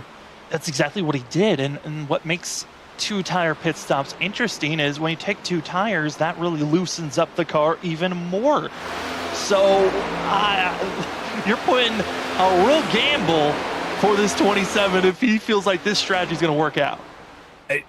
You know, when we were talking to Cedric, he said it's loose, it's tight. Depending on your driving style, maybe for Jonathan, maybe he's got that more of a tight sensation, and those 2 tires are going to help loosen him up, make him feel better, more comfortable in that car. But man, Sam, with how loose everybody's been, I don't know how I feel about this strategy. I guess we're just going to have to see how this plays out for him. Yeah, that is what we are really going to have to worry about, is it's going to be seeing that of Alexander Light as well as Steven Stipia now hitting pit road, as well as Jonathan Kaufman, Dunning, and many of others hitting pit road. Chad Wilkes, though, up front, not able to hold off for second place, even though he's got fresh tires. Chuck Sweeting able to take that second place position. So for 17, he burnt up those tires too much. But an issue, caught speeding on entry. James Kaufman, he's got a 40-second hold for himself. Man, trying to maximize pit entry there, got busted speeding. Another issue for Steven Stipien. He slid about halfway through his box and had to back up for the 81 machine. So, you know, with this being your money stop, those are mistakes you can't have, especially a pit road speeding penalty where you've got to sit in your box and wait for 40 seconds before you can get out and get back on track. Drivers more coming to pit road. Brian Johnson, Vincent Sora, these are the 2 drivers that could be the big factors that could try to steal this race away and win. They've been the 2 top dogs for the majority of the night, but this pit stop so critical on who can get out first, who can be more aggressive. Both coming into pit road, not caught speeding. Here comes Vincent Sora, Brian Johnson. We talked about the bump coming out of pit road, and it looks like they'll both survive out of pit road as Johnson, he'll take the victor out of pit road. But now's the question, coming to the final 20 laps of this race, will Brian Johnson able to close in on the gap that Cedric Hunter's putting down right now? We're going to have to wait and see here as these 2 get really good runs down there on that access road onto the backstretch and cycle back out into the field. We'll see where they cycle out at. And what's the strategy for Cedric Hunter and Chuck Sweeting? I mean, did they save enough fuel under those 2 cautions to be able to possibly think about making it to the end? Are they saving fuel right now, trying to make it to the end of this race, or are they going to have to come back down pit road? And do they take the approach that we saw the 27 take? Do they take the 2 tires and risk it here? I mean, this is shaping up to be really good with this pit strategy, Sam, as this race continues to go green. Brian Johnson, Vincent Sora, I want to let you know they are not leading the drivers that have come into pit road already. They're going to find themselves going to be that 3rd and 4th in line. Currently, of all the drivers that come into pit road so far, Jonathan Cogswell is the driver that is leading that group. He's going to be having just that of about 5.5 second advantage over that of Brian Johnson and also Vincent Sora. Not a big gap, as well as being on 2-lap older tires and only taking 2 tires. That 27 might be needing a caution if he wants to get a breath of fresh air to get back into this race. More drivers into pit road. James Vining, Rich Jamison, as we keep our eyes here on Cedric Hunter. When will the 13 come into pit road? It's going to be a very important time for himself. But could a caution come out to change these drivers? Because they can push it for at least another 10 to 12 more laps for the drivers that are still out there on track. Yeah, if you get a late race caution right now, I mean, what do you? The question is going to be for these guys who pit later, you know, for the overcut, like Brian Johnson and Vincent Sora, and those guys. Do you stay out if there's a late race caution and take the chance? Do you come in and get fresh tires, maybe 2 tires, to try to gain some track position back? As we see Chuck Sweeting here on pit road in the 75. Into pit road, going to be trying to get their service done, and Chuck Sweeting really was able to take up a lot of positions by just staying out there on fresh tires. Was able to get by even that of Chad Wilkes, who had come in the latest out of everyone else. So the 75 looks good, but here is some defensive driving. Art Greco, who's already coming to pit road, fresh tires for the 72, trying to get by the 17, second place runner, and Chad Wilkes just lets Greco go, and now just tries to use the toe on that of the front stretch. Yeah, let the lap car, let the lap car on fresher tires by.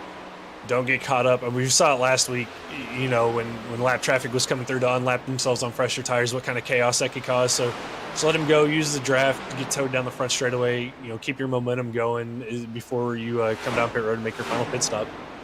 Randy Colley now going to be coming into pit road for the 1, trying to salvage what has been kind of a dismal run so far. Didn't get the qualifying run that he wanted, qualified 18th, and now going to be finding himself being in the wall during this stint that he was just on, and hoping to gain any positions back by finding the middle ground of into pit road. That's honestly what I like to call the Goldilocks effect. You're trying to find that sweet middle ground. It always seems like if you're the first driver into pit road or the last driver, you're either hoping for too much ground that you've put up and you're hoping you can defend, which usually you haven't built up a big enough lead, or you come in a little bit too late and there's just not enough time to rebound and catch up. The drivers that find that sweet middle ground usually are the drivers that win.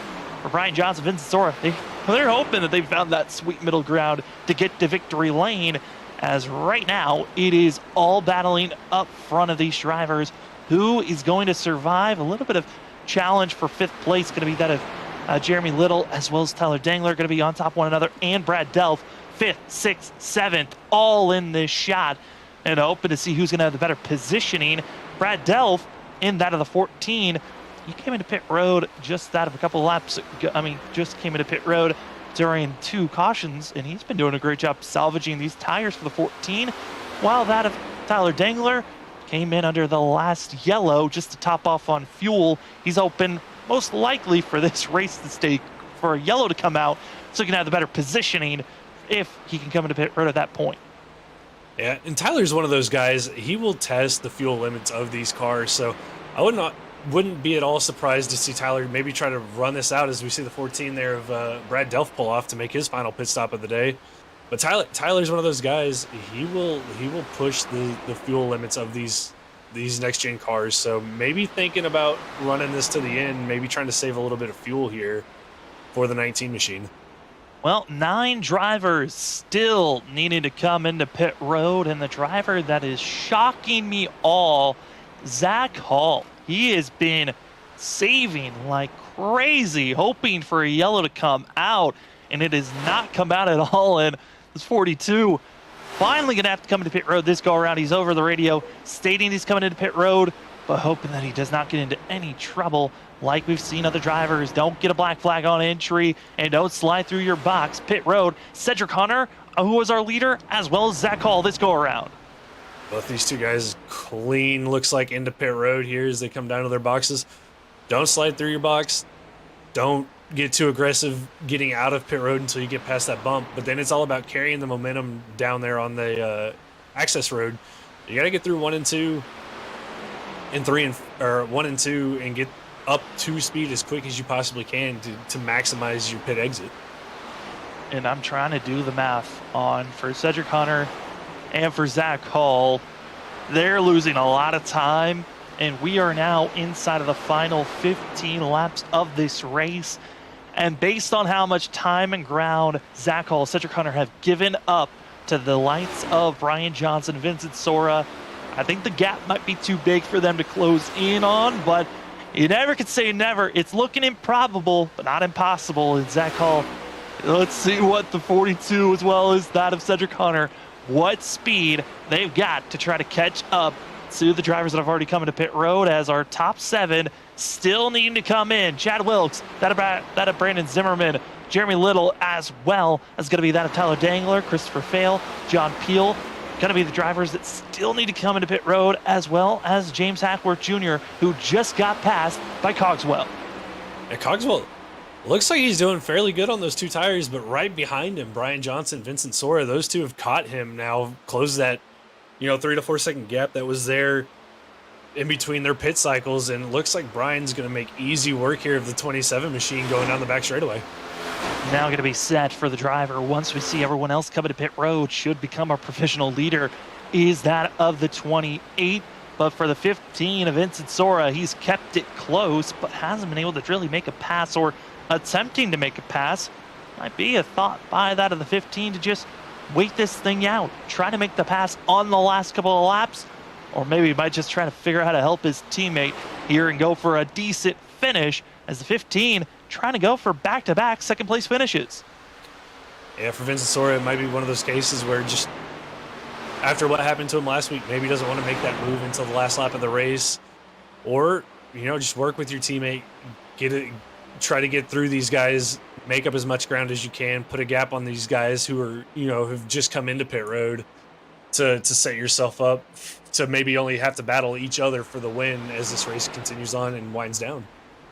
Winding down for sure is this race, and for that of Chad Wilkes, gonna be trying to save a lot of fuel potentially here. This track, 2.5 miles, and based on when Chad Wilkes came into pit road to what lap we're on, he was gonna be about that, doing some quick math, about that 3 to 4 laps shy from trying to make it to the end of this race. Now, based on 2.5 miles each lap, that is a lot of miles that you've got to figure out how to save on fuel.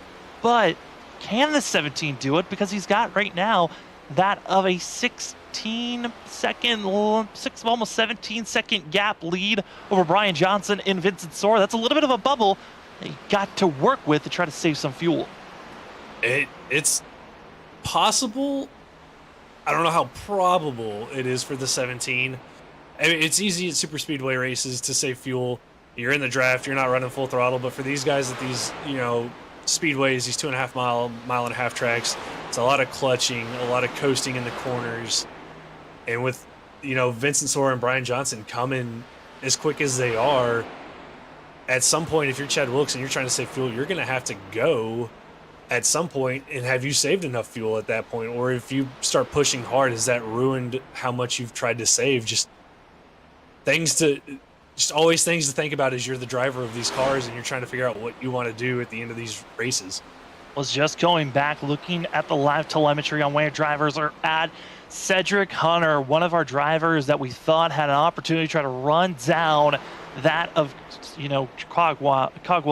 Cogswell, as well as Brian Johnson, Vincent Sora. Well, it is not going to happen. Drove back into pit road just 4 laps after entering pit road. Issues for the 13. He's back on track, but 1 lap down. Is that a Cedric Hunter, our winner from last week? Surely not the run Cedric wanted to have here. He's showing some really good promise. When we talked to him, thought he was on the right strategy, but maybe didn't get all the fuel put in the car or something like that on that pit stop, had to come back down pit road. So unfortunate there for the 13 machine. And looking at some of the contenders that could try to challenge Brian Johnson, Vincent Sora, the next closest would be Chuck Sweeting back in 8th place. The gap between those drivers is going to be about 5.5 seconds.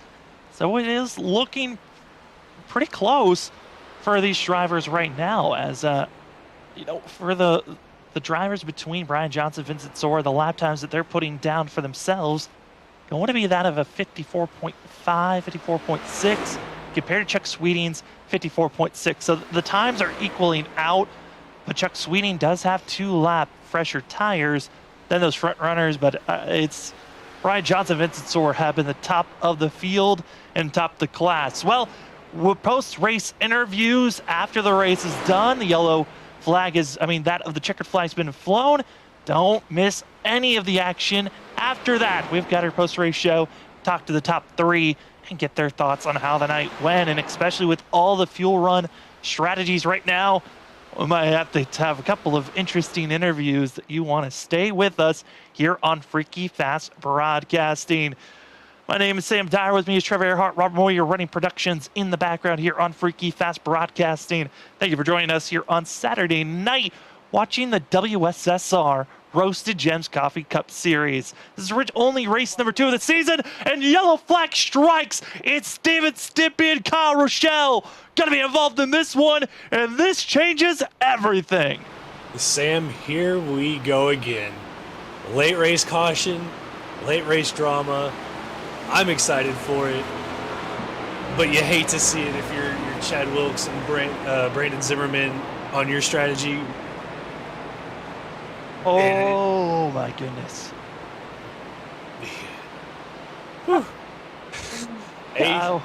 Oh no, this is not good for those drivers. I mean, here's the thing though, right?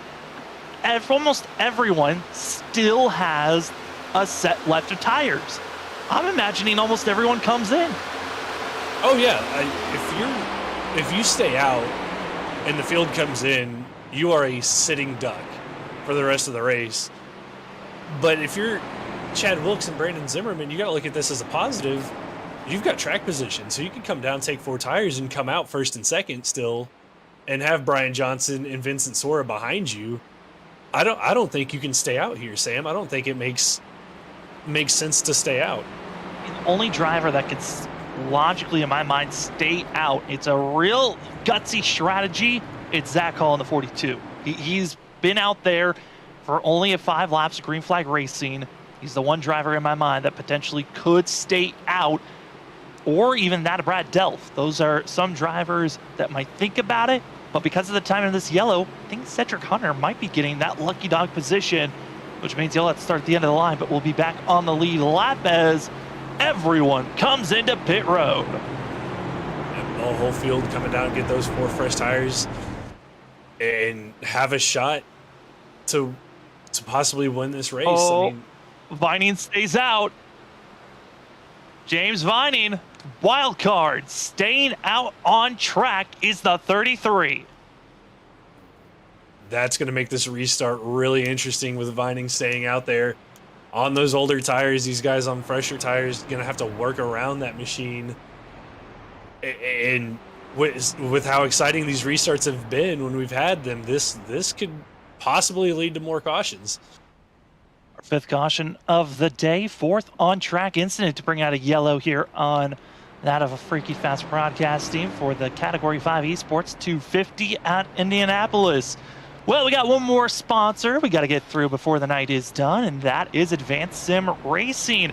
Advanced Sim Racing is the fastest growing North American racing simulator chassis manufacturer, and as well, one of the best digital motorsports equipment retailers out there in the business. It's apparently the eBay of all esports equipment that you need to get. They've got steering wheels, they've got race chassis to start your racing rig out, monitor stands, and much, much more. Hey, if you've already got your iRacing iFlag, you got your admin box, you got your ButtKicker, hey, connect it all to your Advanced Sim Racing chassis, and you're ready to go iRacing racing action with all the best out there, such as those that are here in the WSSR Roasted Gems Cup Series action. Well, go use our promo code FreakyFast5 for 5% off as drivers coming into pit road potentially. Those are lap car drivers, but Trevor, this is interesting, and James Vining reconsiders 33 back into pit road, so no wild card factor. 33 is calling it a day. Vining comes down pit road, but Chad Wilkes, he's got the lead. He's going to restart here in first after staying out, trying to run this thing to the end. Was able to come down, grab fresh tires and cycles back out in front of Vincent Sora, who was able to get by Brian Johnson on pit road. And Brandon Zimmerman found himself issues with the 20 on the exit of pit road. Found himself being just too slow. Also mistakes getting into his box. So the 20, who should have been in second place on the exit of pit road, finds himself back in fifth.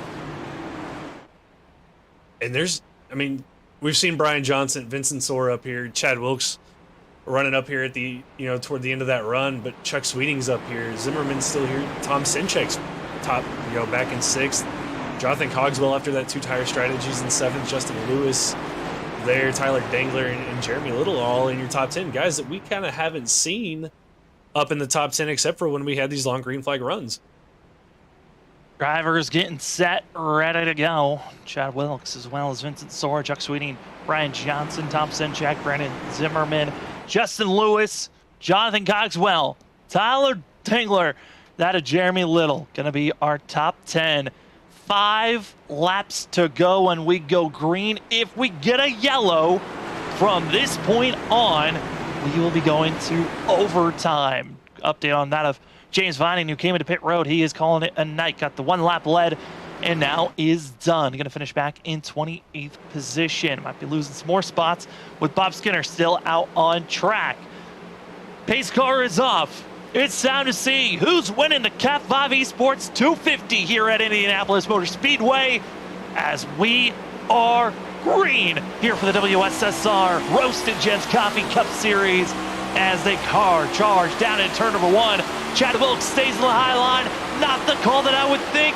That of Vincent Sora hard charging inside. He might have to run out of turn number 1.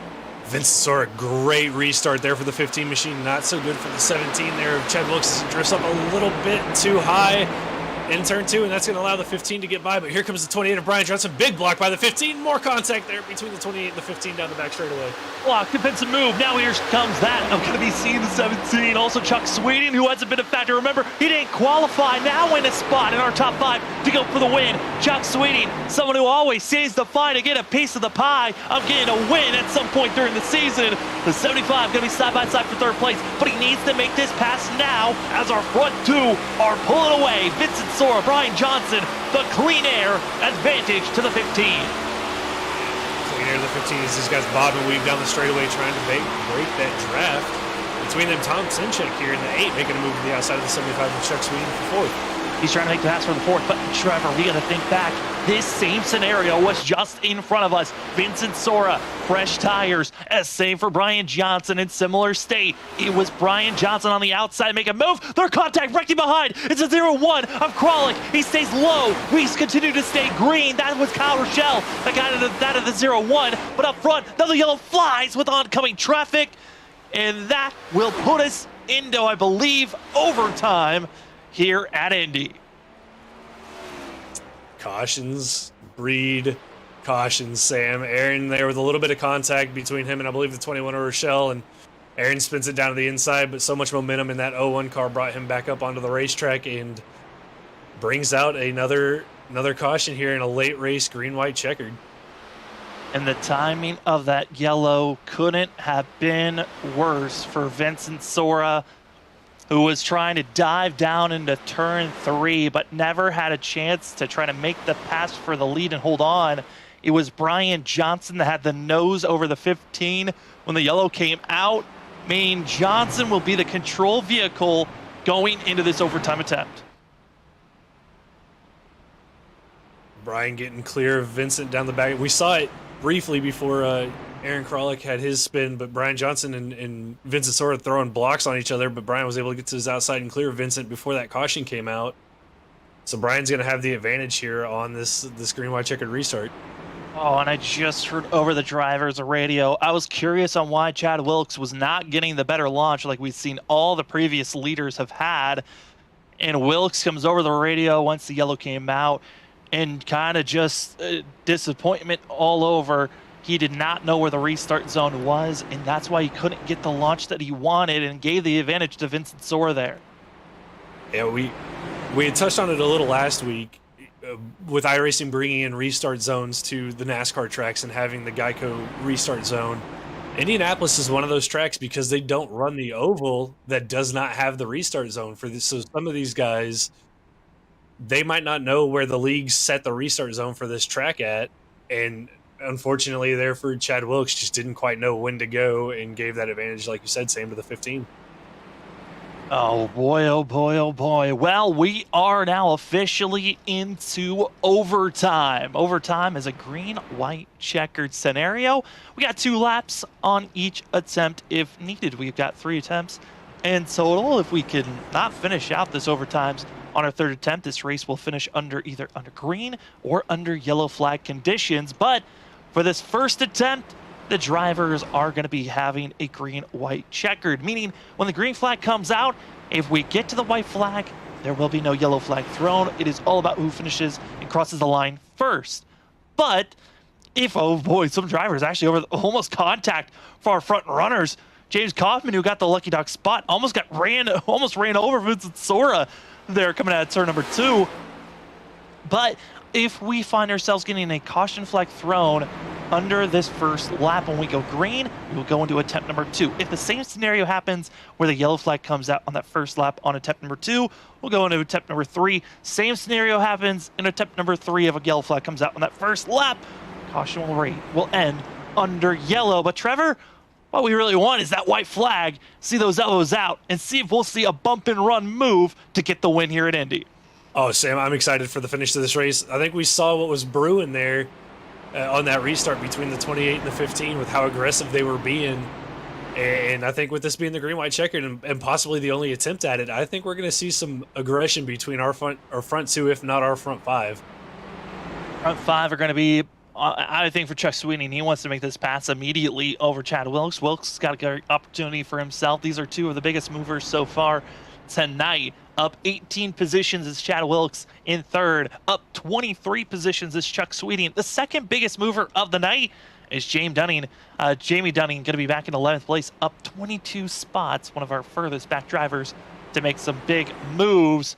But we're stacked up. We're ready to go. It's been the 2 heavy favorites all night long. Brian Johnson, Vincent Sora, and Trevor, I'm not surprised. These were the 2 drivers battling it out to see who was going to win during the practice race earlier this week, and they're keeping that same pressure here tonight.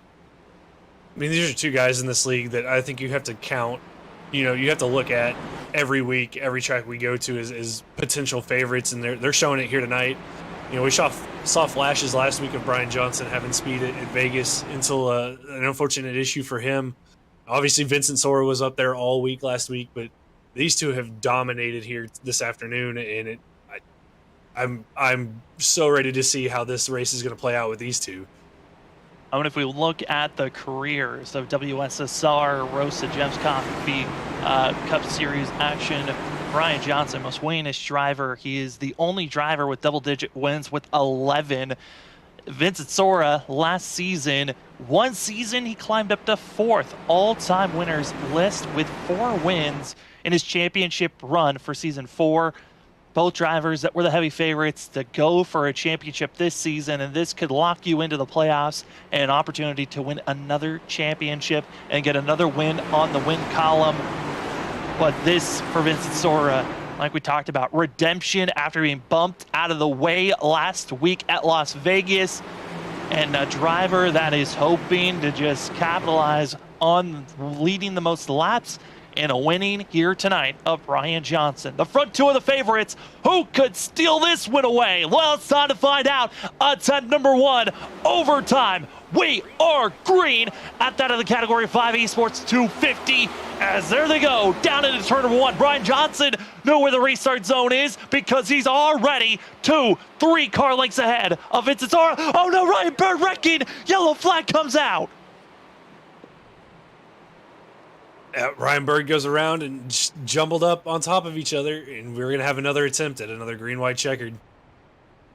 Ryan Bird immediately over the radio was Brendan Colley saying, "I'm sorry, Bird." Drifts up. We'll see on this replay of the 1 trying so hard to dive it down low, but not able to hold on, and drifts up and clips that of the 49. Yeah, just carried a little bit too much speed, maybe a little bit of an overcorrection from Bird, but definitely contact made between the 1 and the 49 there, and unfortunate for Ryan, who was having a good run for himself there, and for his first race here with us, and just unfortunate events for the 49. And now we'll have to just sit and wait as a couple of other drivers down at James Kaufman also was involved with an incident there, but it was only Ryan Bird that gets the required damage in a race-ending incident for himself. But this now puts us into attempt number 2 of overtime. And Trevor, I mean, in my opinion, I think we can finish this race out under green flag racing, but there's a good chance this race could end under yellow, which puts all of the pressure on Brian Johnson on these restarts. It does, and you know, if you have that feeling that this could end under caution, if you're Brian Johnson and you're thinking, okay, we just had one wreck at the start of the first green white checkered, is this something that's going to happen? Maybe you start playing around in that restart zone of when you go to maybe full Vincent Sora to get a bigger jump on him on every restart to make sure that you are the car ahead in case that caution does come out. I mean, there's so many different strategies. You can gun it immediately. You can wait till the very last moment. I would imagine you want to get either immediately or sometime in the middle of that restart zone. You want to take off if you're Brian Johnson. If you wait until the very last moment, then Vincent Sora knows exactly when he has to take off. If it's any time before that, though, that's when you have the advantage on putting the 15 on the back foot. But at the same time, if you've been constant and consistently taking off immediately, that could put in Vincent Sora's mind, I gotta prepare for the beginning parts. Any type of hesitation from the 15 of Vincent Sora could be gifting the win to Brian Johnson. But this track, so much advantage goes to the leader, like we've seen with Vincent Sora, Brian Johnson leading under these yellows. I mean, the advantage is completely in the hands of Brian Johnson or Vincent Sora. It is, and even if you're the leader, though, if you're Brian Johnson, you get out to that big lead, you've got to be ready to defend down the back straightaway because Vincent Sora will have a run being in your toe.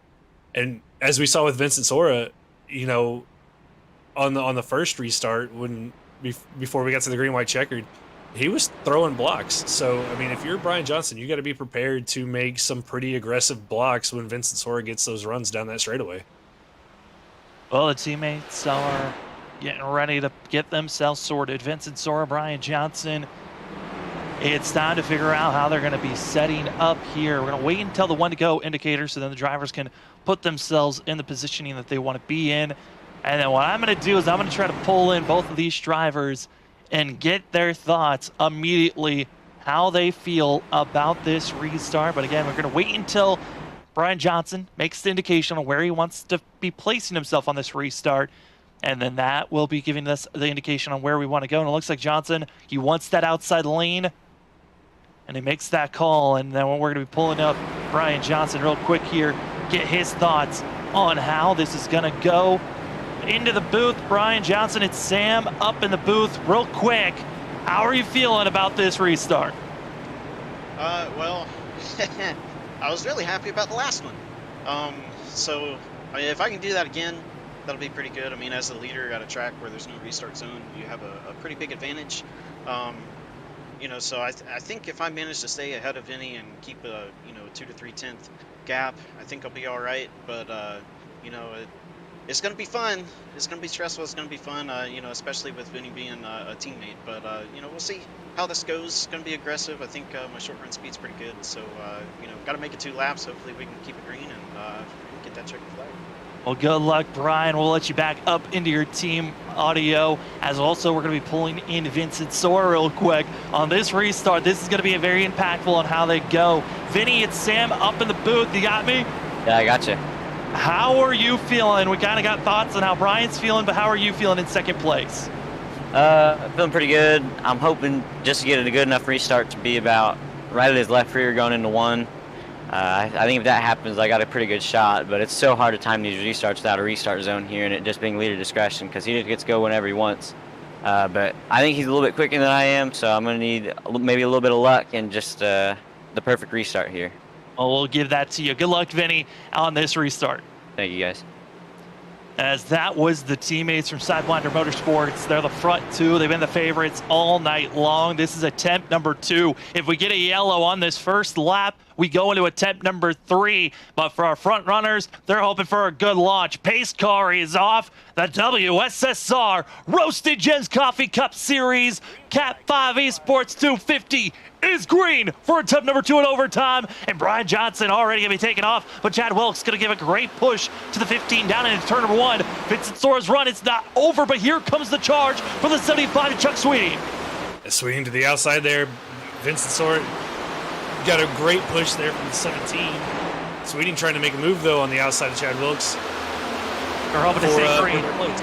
Here they come. They're going to be dashing up, down for our leaders. They are snaking, but for that third on back is Chuck Sweeting trying to hold off that Tom Sinjek. Chad Wilkes just a sitting duck. Here comes that of also Justin Lewis going to be trying to make his charge, but it's up in the lead. Turn 3, turn 4. If we make it to the white flag, it is all on, and this race will be official. But for that of Brian Johnson, he wants the white flag. Vincent Sora closing in. What a launch out of turn number 4, down to the wall. Snaking, trying to break the draft any way possible as Brian Johnson.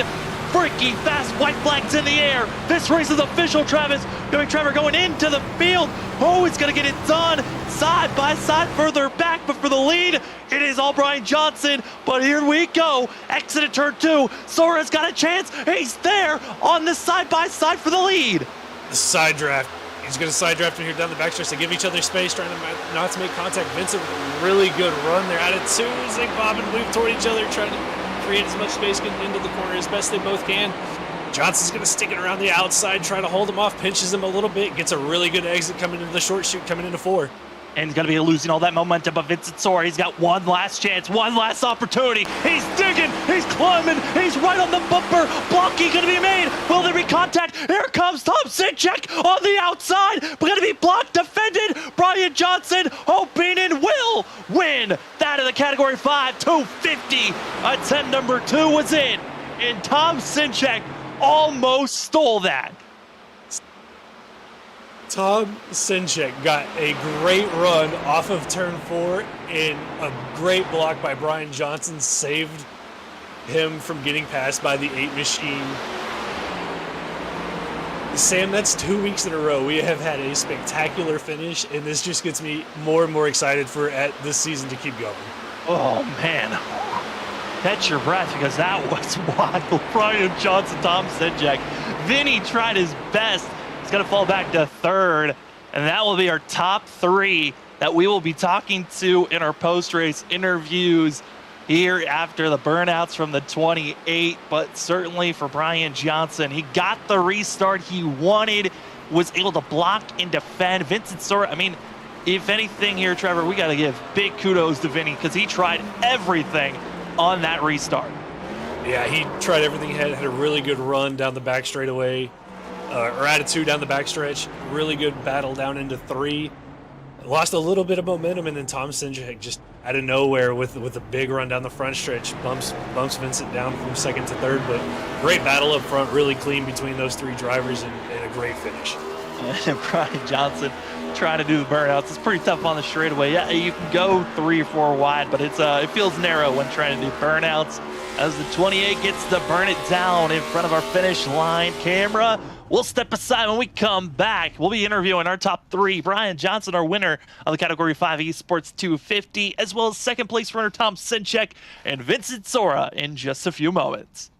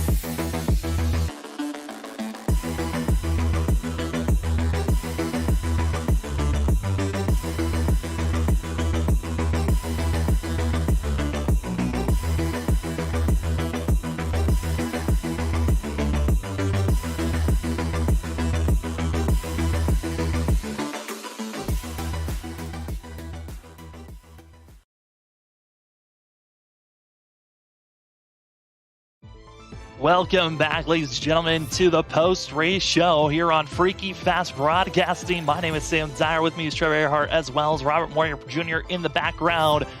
What a finish. This season have had absolute spectacular finishes in the final couple of laps, and we had to use 2 overtime attempts here this evening and finding ourselves with Brian Johnson getting the win. But the driver that gave it his all but comes away in 3rd place, it's going to be that of Vincent Sora in 3rd place. We got Vinny up in the booth. It's Sam and Trevor with you. And Vinny, talked about needing a good launch, and you might not have gotten the launch that you wanted, but you certainly closed it in.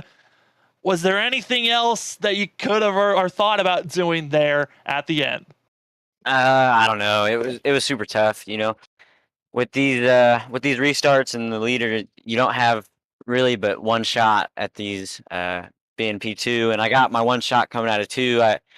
My goal was just to get to Brian's left rear, and I got there, and I lifted a little bit because I thought I was going to hit him, and I still got a really good run down the back stretch, and we were just having a side drafting battle, and then going down into turn 3, it just didn't turn like I wanted it to, and he had the outside, so there wasn't much I could do. And then I got a little bit of a chance coming out of 4. I got a little bit better of a run than he did, and then Tom got to my right rear. We didn't even know he was there. We were battling so hard, and then he went up and blocked Tom, and Tom got around me. But yeah, it was a really good finish. I enjoyed it. It was a good race.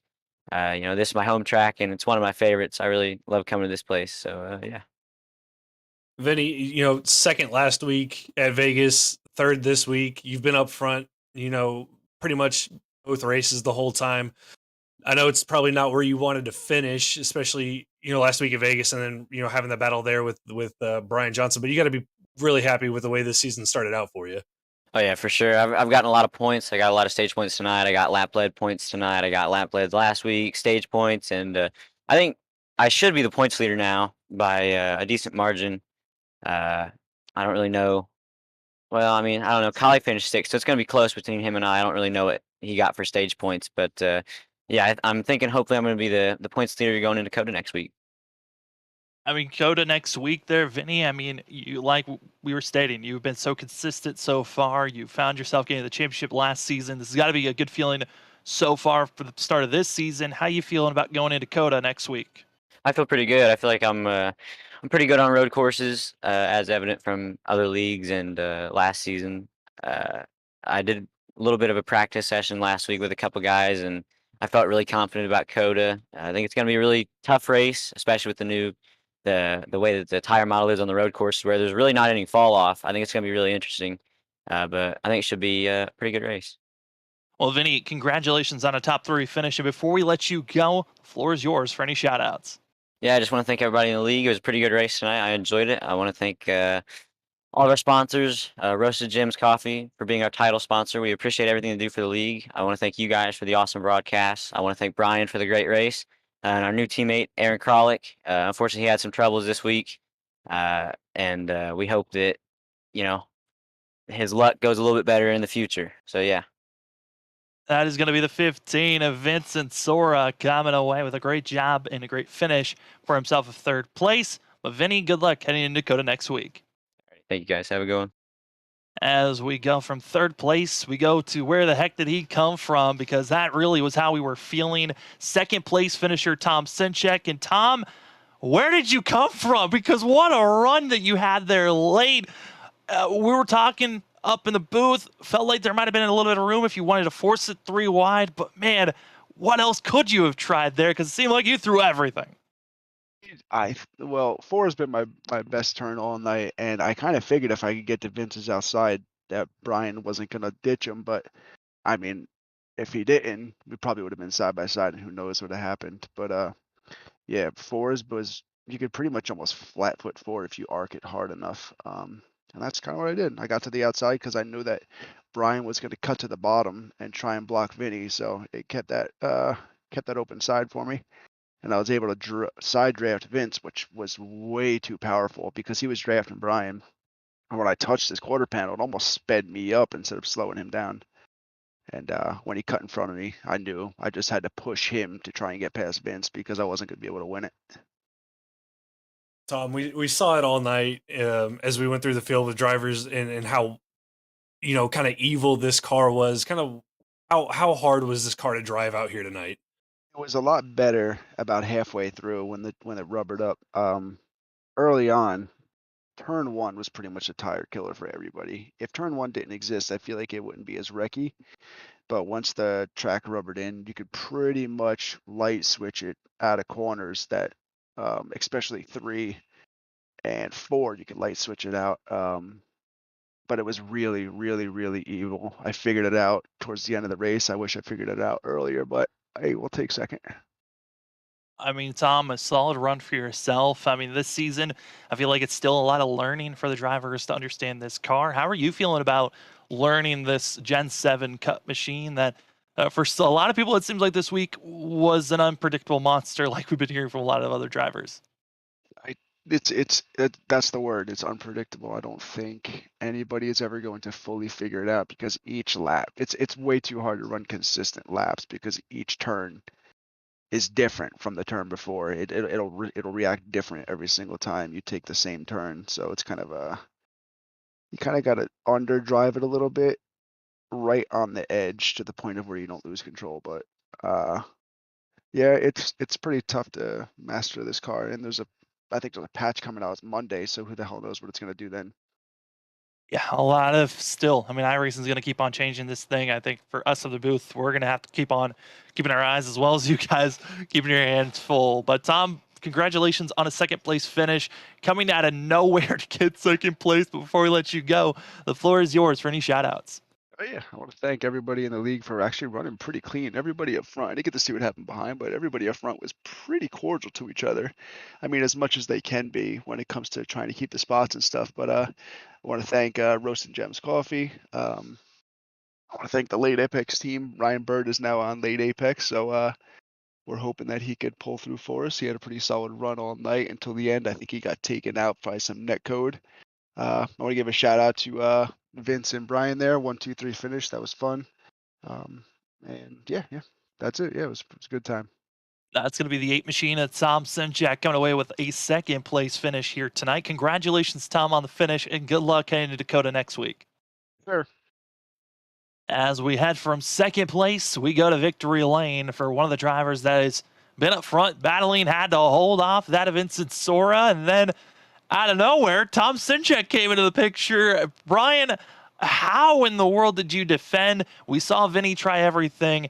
But what was going through your mind on that front stretch, blocking, defending everywhere on that track? Well, I felt like I was at Daytona Talladega or something. But yeah, what a great finish. Um, but yeah, when it came to that last restart, felt like I had a pretty good restart going. Um, but up until the tires kind of warm up for me, I'm a little bit slow. Um, so having a green white checkered wasn't the best case scenario for me. But I knew that just kind of how I was able to pass guys and defend guys earlier in the race. I was like, Vinny can have the inside all he wants because. Especially racing that hard, there at the end. I know he's going to overdrive it on the inside. So, he can have the inside all day long. I'm gonna stick to the outside, and it worked. But then, I had a really bad turn 4, and so coming off the corner, I had to block Vinny, and I was so worried about trying to block him, but also trying to keep it square so I don't get myself wrecked and everything. And then, literally, quite the last second, I see that 8 car really big in my mirror, and I'm like, man, if I don't go block that, I might lose this race. So I go up there and block that, and it worked out. But yeah, definitely did not see Tom coming. I thought that was between me and Vinny, and you kind of get that tunnel vision when you're racing that hard with somebody. But um, yeah, it was a kind of a weird race up to that point, but it's good to have a great finish. Yeah, Brian, last week you had speed, and then an unfortunate event last week. This week you come out and win. I know it's early in the season, but I mean, does this build confidence for you getting this win this early, going into the rest of the season, especially going into a road course next week? Yeah, I've kind of struggled in this car ever since it came out, even after that big update that iRacing did. So, I'm still very much in the learning process. Even though it seems like I'm consistently in the top 5 and top 10. I'm still kind of struggling out there. At least that's what it feels like to me. So, especially going to Coda next week, from what I hear, the rumor is that it's pretty difficult. So definitely have to run some practice laps with that. But as far as the rest of the season goes and points goes, win a race and you're in the playoffs. So I don't have to worry about getting in the playoffs, which I didn't think was going to be a big problem before. But now it's all about points racing, trying to get that regular season championship, get those bonus points, and then just kind of rack up as much bonus points as we can, so that when we get to the playoffs, that first round is pretty easy round, and it doesn't matter what happens. It can be a free round. So yeah, rest of the season is going to be pretty relaxing, I think. I mean, Brian, it's certainly you're in the same spot as Cedric. Are there any races though that are coming up that you've got circled up that you might try to go for win number 2 for yourself? Well, I don't have the whole schedule, in my brain yet. It's not memorized. So the really the only one I can think about is, we did a recruitment race during the off season at Darlington, and that one felt really good for me. And that's going to be our crown jewel race for the season. So it's going to be a bit of a longer race. Um, so I've kind of got that one circled. Especially with it. I believe it's in the playoffs as well. So definitely have Darlington circled. That's almost my new favorite track. So um other than that, other than the very last race of the season, whatever track that is, you always got to circle that one. But yeah, Darlington is going to be where I'm looking at, because Coda next week, I think, might be a bit of a struggle. It sounds like for a lot of drivers, Coda is an unknown confidence for some, others unknowing on what they're going to get themselves into. But tonight, Ryan, we do know one thing, and that's the fact that you have won the Category 5 Esports 250. Congratulations on that. And before we let you go, the floor is yours for any shout-outs. Yeah, just got to give a shout out to you guys and everybody that tuned in. Give a shout out to my number one fan. She knows who she is. Definitely got to give a shout out to my teammates, Vinny and Aaron out there tonight. It's a special one to Vinny as well, because you always have to race your teammates really hard for a win, and we've always raced pretty good, and luckily nothing happened. So it's always a pleasure racing really hard with somebody, and still come out clean. And then my Category 5 teammates as well, Zach Hall, Cedric Hunter, Brandon Colley, and Steven Stimpian, Tom Sinchak as well. Hopefully I didn't forget anybody, but Nick Crawford, can't forget about him. But yeah, just we were talking about it this week, is that for the past 4 or 5 years that we've been racing together, we've gotten so much better just by racing each other. And I say that every time, but that's a big thing here in iRacing, is just having somebody to push you. So that's always good. And yeah, I think that's pretty much it. Well, Brian, congratulations on your win here this evening. Congratulations as well on making the playoffs, and good luck for the rest of the season, and have fun celebrating this one tonight. All right, thank you, sir. As that is from Victory Lane. Got to talk to our top 3. That was the 27 of Brian Johnson, winner here tonight. Now we needed 2 overtime attempts. As we take a look at our unofficial results of this evening, we do know that Brian Johnson won. Tom Sinchek out of nowhere comes that of 57 thousandths of a second off of Brian Johnson and getting the win for himself, as well as going to be seeing that of Vincent Sora going to be in 3rd, with Chuck Sweeting going to be in that of 4th place. Chad Wilkes in 5th. That of Brandon Colley comes away 6th after his 4 qualifying run. Chuck Sweeting's actually going to be our biggest mover of the day, back in 4th place, up to 23 positions. And then in 7th, we've got that Justin Lewis, as well as Jonathan Coxwell. Then Zach Hall in 9th, and Tyler Dangler beating out Steven Stimpian by 3 thousandths of a second for 10th place. Steven Stimpian had the best run that he could, but Trevor, certainly a lot of other drivers, this was not the run that they wanted to finish it out here tonight. No, I look down there, Richard Wilsifer down there in 33rd. He qualified in the top 10, was running top 15, all night long, and just had a little bit of an issue, and he's going to finish back there in 33rd. Showed some big improvement from last week at Vegas, but unfortunate result for him. Michael Yarrow down there in 32nd as well. I mean, down 29 spots from where he started. Definitely not the result that he wanted to have either tonight. No, and both those drivers going to have to try to rebound going into next week. But next week, it doesn't get very much easier. Like we've heard the drivers, COTA, the next race we're going to, road course racing, 30 laps at that of the Circuit of the Americas. So drivers going to hope that they can have a little bit of road racing experience, or there's going to be a lot of practicing going on this week. But for tonight, Trevor, this was an incredible run for these drivers. Had to use two overtime attempts. Didn't have to use the third, but it was Brian Johnson that got the win. But man, what were some of your final thoughts of tonight's race? It's just great finish, great driving by all these guys. The whole night.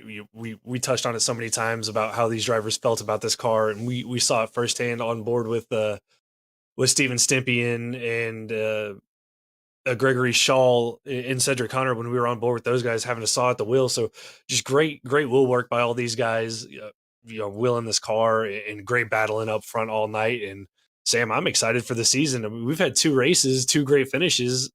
I'm excited to see what the rest of the season is going to bring us. I mean, going into COTA next week, we might see some road course ringers throw it back at one another and might be finding some giving the bump and run. We know that's coming as well. Already saw it during last week's race. But it's going to be 2 separate winners to start out this season. It was Cedric Hunter last week, gifted the win. Here tonight, fought, defended, and Brian Johnson in the 28 wins here at Indy. 2 drivers are locked into the playoffs. There are 14 slots still open to be grabbed here this season before the playoffs get closed and we get ready for the chaos later on this season. But for tonight, thank you for joining us on Freaky Fast Broadcasting. My name is Sam Dyer, Trevor Earhart running in the background with me as my co-commentator. Then also in the background, we had that of Robert Moyer Jr., here on Freaky Fast Broadcasting. Thank you for watching Saturday night coverage for that of the World Series of Sim Racing, Roasted Gems Coffee Cup Series, as tonight was the second race of Season 5.